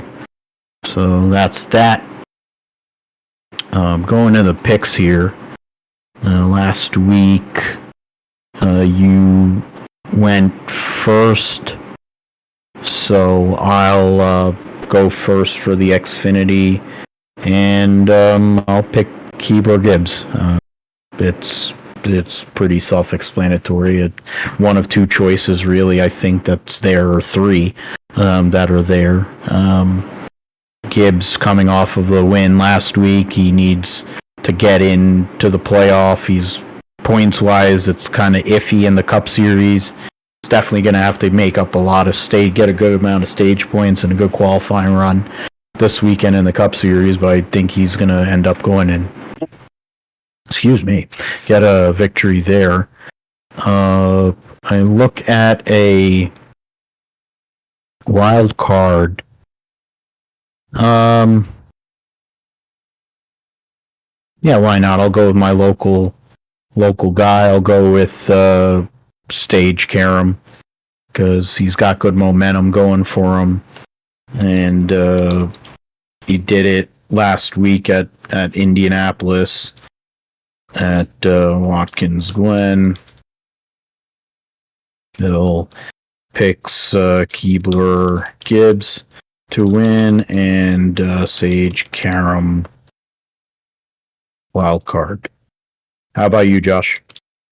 I mean, I think I'm gonna just have to double down on last week and go AJ Allmendinger. It's another opportunity for AJ to win in the Xfinity Series, and I think this track is maybe more similar to Indy, so you're probably gonna end up being right on that one. But we'll go with it anyway. I'll go with AJ winning the Xfinity race, and then wild card pick. We'll go with let's see here. Well, you already picked. Sage would have been a good pick there. So I'll go with Kaz Grala this week as my pick. He's underrated on the road courses and everything. So I'll go with him as my wild card this weekend. Solid pick there. The Sam Hunt team does have pace on the road courses. They've been showing good pace recently in general. So I think he's a good sneaky pick for a top 10 finish. He got one last week, so why can't he go and do it again? It's essentially one of his closest races he has to a home game anyway, if we get into the whole Martin Truex 18 home tracks kind of deal. Okay, the Cup Series running the Go Bowling at the Glen. So that's a good one for me because I love bowling and it's one of my favorite racetracks in the whole entire world. And Cal Penn is going to be the honorary pace car driver, the actor. Longtime NASCAR fan, did not know that. He brought that up while doing a bit while he was hosting a daily show, no less. So credit to him, man. He was in Harold and Kumar, and he was in Van Wilder. He's a really good actor, so he'll be driving a pace car there. Maybe he'll get into the bowling pin and drive that around. Ross Chastain will have the Moose Fraternity on his one car, Auto Trader for Gumby, Bush Light Regular for Harv, Build Submarines for Keselowski, Gainbridge for LaJoy, Mark III for Kyle Busch, Go Bowling on Eric Almirola's car after the second race with Ford, Mavis Tires and Brakes for Hamlin, Richmond Water Heaters and Menards for Ryan Blaney, Mahindra Tractors for Chase Briscoe, I'll assume Camping World again for Andy Lally, Celsius for AJ Allmendinger, Fastenal, Busher, Siemens for Martin Truex Jr., DeWalt, Concrete Total Solutions for Chris Bell, Dex Imaging again for Harrison Burton. Bubba will also have McDonald's, Valvoline for Byron, Leaf Filter again for Justin Haley, Loves Travel Stops for Michael McDowell coming off of his victory at Indy, Todd Gillen, Zero1.com e-bikes, United Rentals for Ryan Preece, Tyler Reddick with Toyota SmartPath, and then Ricky Stenhouse will have Sugarlands, and did they say something? New Eggo Brunch in a jar. Sounds like diabetes in a bottle. Cole Custer, I don't know who he'll have on there. Keebler Gibbs has Monster Energy. Ferris Mowers for Ty Dillon, Balicki. Same sponsor, Freeway, back on for Daniel Suarez. So Josh, you get first dibs on the picks here for Watkins Glen on the Cup side. Yeah, this week, you know what? I'm gonna go with, why not? I'm gonna go with Chase Elliott winning. He's, he had good speed. Indianapolis finished second, so why not try to roll that one into a win? We'll bump out some people in the playoffs, of course, but this is the for Chase, this is win now or go home. So he's got 2 races to do it, so I'll pick him to win here this weekend. And my wild card, we'll go with technically he's outside of the top 20, so we'll go with Chase Briscoe. So Chase Briscoe had a good race here out Indy, so yeah, let's continue. So continuing the theme here with picking both Chases this weekend. It would be something for him to go and mirror what Tony's done at Watkins Glen many times, which is what he needs, which is a win. That's the only way he's going to get in because he's 31st in points. Clyde and Chase are your picks. For me, I mean, it kind of leans.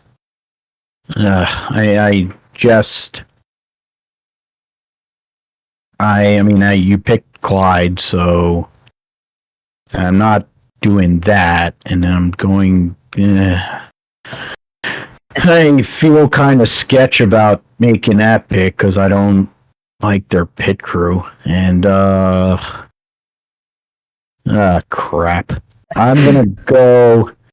It's not as bad as picking like in the pick'em pool that I'm in, where you have to pick one driver and you can't pick them the rest of the season, that's pretty bad. But I have a hard time really figuring who the hell it would be. Watkins Glen is a very fast track compared to the start-stop nature of a lot of the road courses that the Cup Series runs on. I mean, yeah, there are long straightaways at Coda, but it's very slow, plodding most of the track. The street course is plodding. Sonoroma, Indy, even though they have long straightaways. I'm gonna go with Truex. It's whatever. I think that makes the most sense. It's one of his 17 home tracks. It makes and he's won there before, so why not just solidify his lock on the regular season points championship, get some good playoff points and bonus points. In terms of a wild card selection for this weekend's race, well, you went Clyde, and he's outside of, in theory, I mean, he's outside of the top 15 because there's less than 30 drivers that have run every race this season or something. So I'm going to pick Bowman. He's running on Saturday, and he had his best run in months. And Hendrick is trying to put everything in the corner of those two guys to get him in. So why the hell not? So Phil goes with MTJ to win and Bowman wild card. All right. So that's it, because that's the only major series that's running this week. The Cup Series and Xfinity. Next week will be a little busier. But before we go, Josh, let us know what's going on in the world of iRacing and gaming in the sim segment. Yeah, of course. Last week Wayne ran Xfinity and Cup at both at the Indy road course. So tried to mimic what we're seeing in Cup and Xfinity, and that's kind of what I was trying to understand. More of how the race flows and how to really drive that track and everything. And I mean, I like the Indy road course. That's kind of why, like, if they go away from it, kind of little bit bummed. Not really, but I enjoyed racing it in iRacing, so there's to me it's pretty fun. It shows how tough of a track it is. If you try really hard to go deep into a braking zone, you really got to have a lot of finesse to really outbrake somebody into the corner. If you drive just the slightest bit too deep, you miss the corner with the braking distance that it takes to slow down a stock car and everything. So the parts where I struggled in at this was the final turn coming onto the front stretch.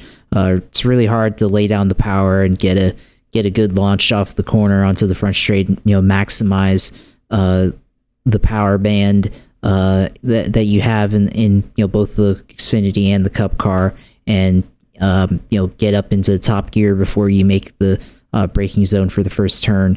And then also coming out of the S's after turn 7, and that part where you briefly get into the short chute before another hard braking zone in turn 12 there. That one's pretty tough because you're trying to lay down the power, but you can't. And then once you get onto the brakes, there's a little bit of a transition onto the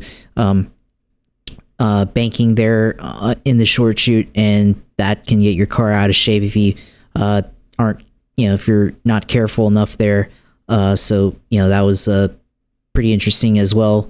And then trying to manage the tires throughout the course of the run, with the tire wear and everything that we were experiencing in that. So yeah, that was pretty fun. Of course, I had a lot of errors though. There were some parts where got spun out or spun myself out trying too hard, or not being in the right gear, or just missing the corner completely and everything. But by the end, started to get better at it by the end, and was running top 5 in my splits. So definitely better towards the end of the week there. But definitely like running on that track. And then the other series I was running was the 87s at Talladega, and I mean, I think I might have had the best move that I've made in an 87 car, coming off of in one of the races I ran, it was off of a restart, just had tires. Some of the guys in front of us stayed out, and then, of course, in the Ford Thunderbird, which is the fastest 87 car that they've got, and then ran, from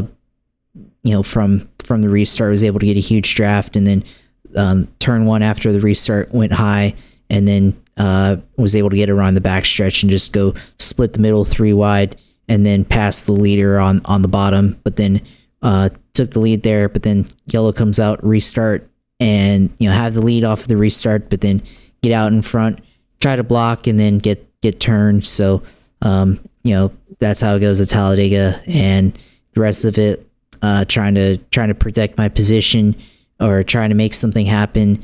And Talladega is just so hard, because I've had so many races in Daytona and Talladega where you miss the wreck, and then you run out of luck, and then you get caught up into it. So like running there, but just hate how it always ends up in.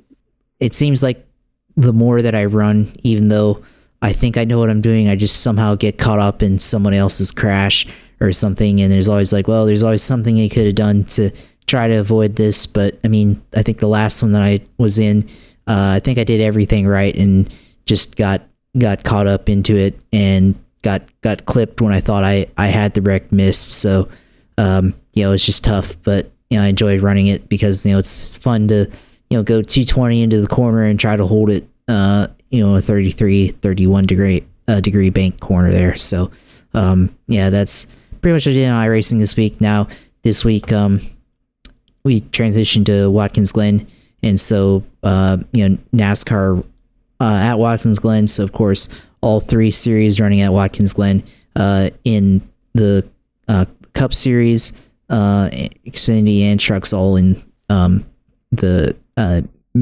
Watkins Glen.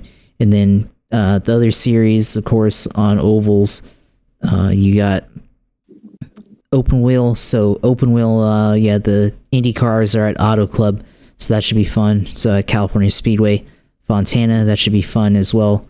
I like that track as well, of course, as you know, running there. So that should be interesting as well.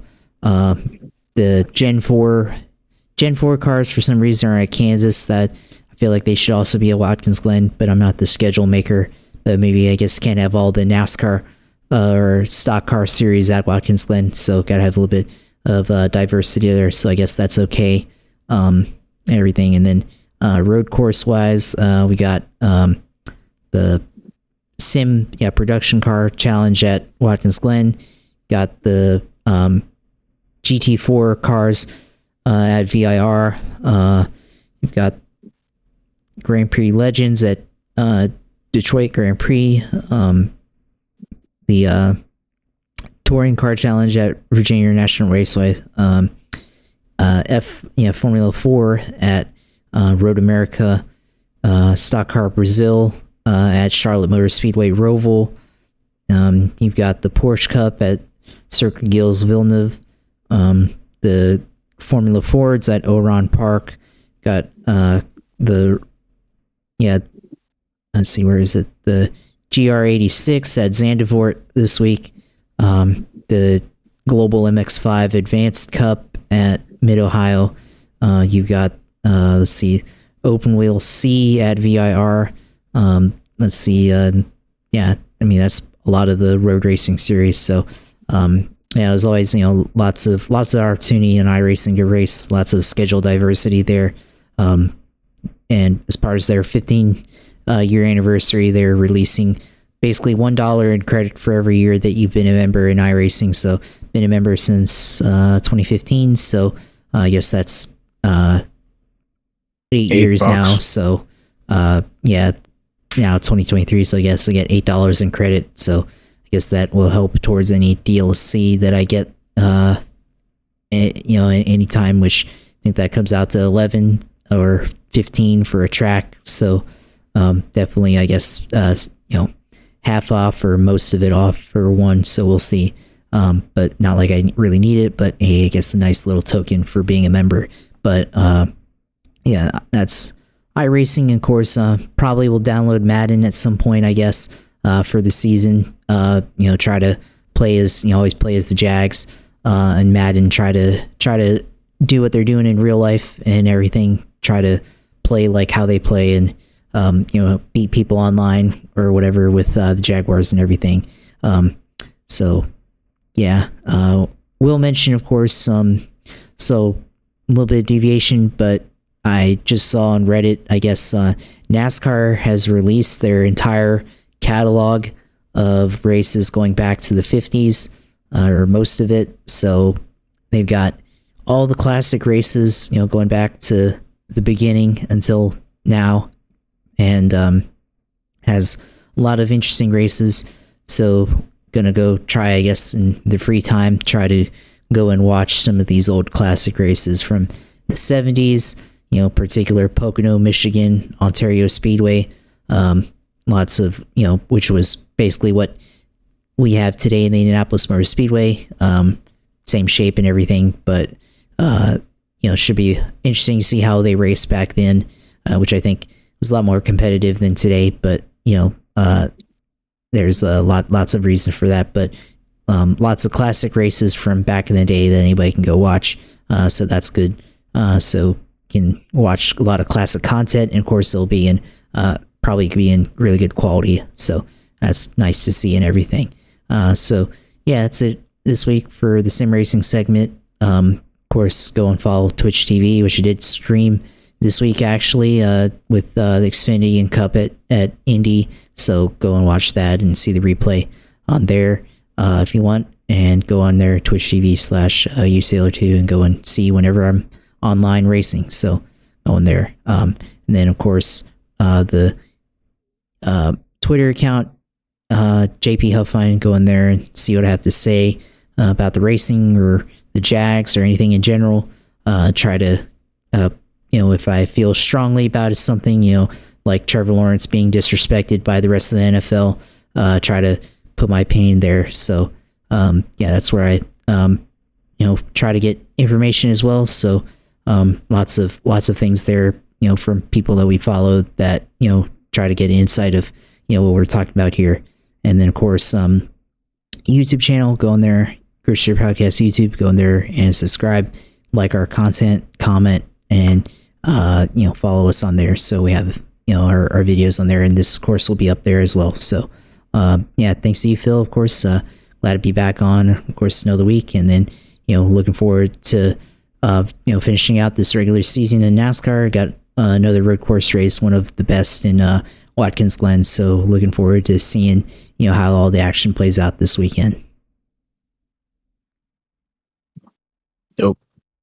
Absolutely, man. And thanks as always for being my right-hand man and sidekick and helping in regards to the technical side of things, because I definitely have proven over time that the technical side of things has not been my forte. So maybe definitely the quality I would think will be even better than usual. So appreciate all the help and all the insight you bring to the table. You can find us at Gripstrip Pod on X, Twitter, whatever the hell it is. You can find me at PG Matthew on that platform. On Instagram, Philip G. Matthew 28. You can find the Gripstrip Podcast anywhere you listen to podcasts. You can definitely find it on philipgmatthew.com, which is my blog site. And yeah, I mean, we'll be back next week for episode 183, reviewing the fall ball draft, talking about week 2 of the NFL preseason, getting into all the events that took place at Watkins Glen, We will have the return of the Tate Fogelman algorithm because it is Daytona, so you want to stay tuned to that for both the Cup and Xfinity series. The Daytona, of course, the Coke Zero 400, which is the cutoff to the NASCAR playoffs. Xfinity still has a couple races to go before their cutoff, but could play a role in who makes it in. Jeb Burton, of course, making it in to the playoffs with his win at Talladega earlier this year, as an example. And everything else I'll be going on in the world of racing. Formula One will be back from their summer break as well. So we'll spend probably about 5 minutes, if that, on Formula One. IndyCar Gateway, of course, trucks at Milwaukee Mile in their second playoff race. So got that. And a nice, healthy roundup to get into as well. So for Josh, I'm Phil. We'll be back next week for episode 183 of Grip Strip Podcast. We thank you all for listening, liking, subscribing, the whole bit. If you know anybody who loves racing or sports in general, definitely have them go and like and listen to us. And we'll see you next time on the Grip Strip Podcast.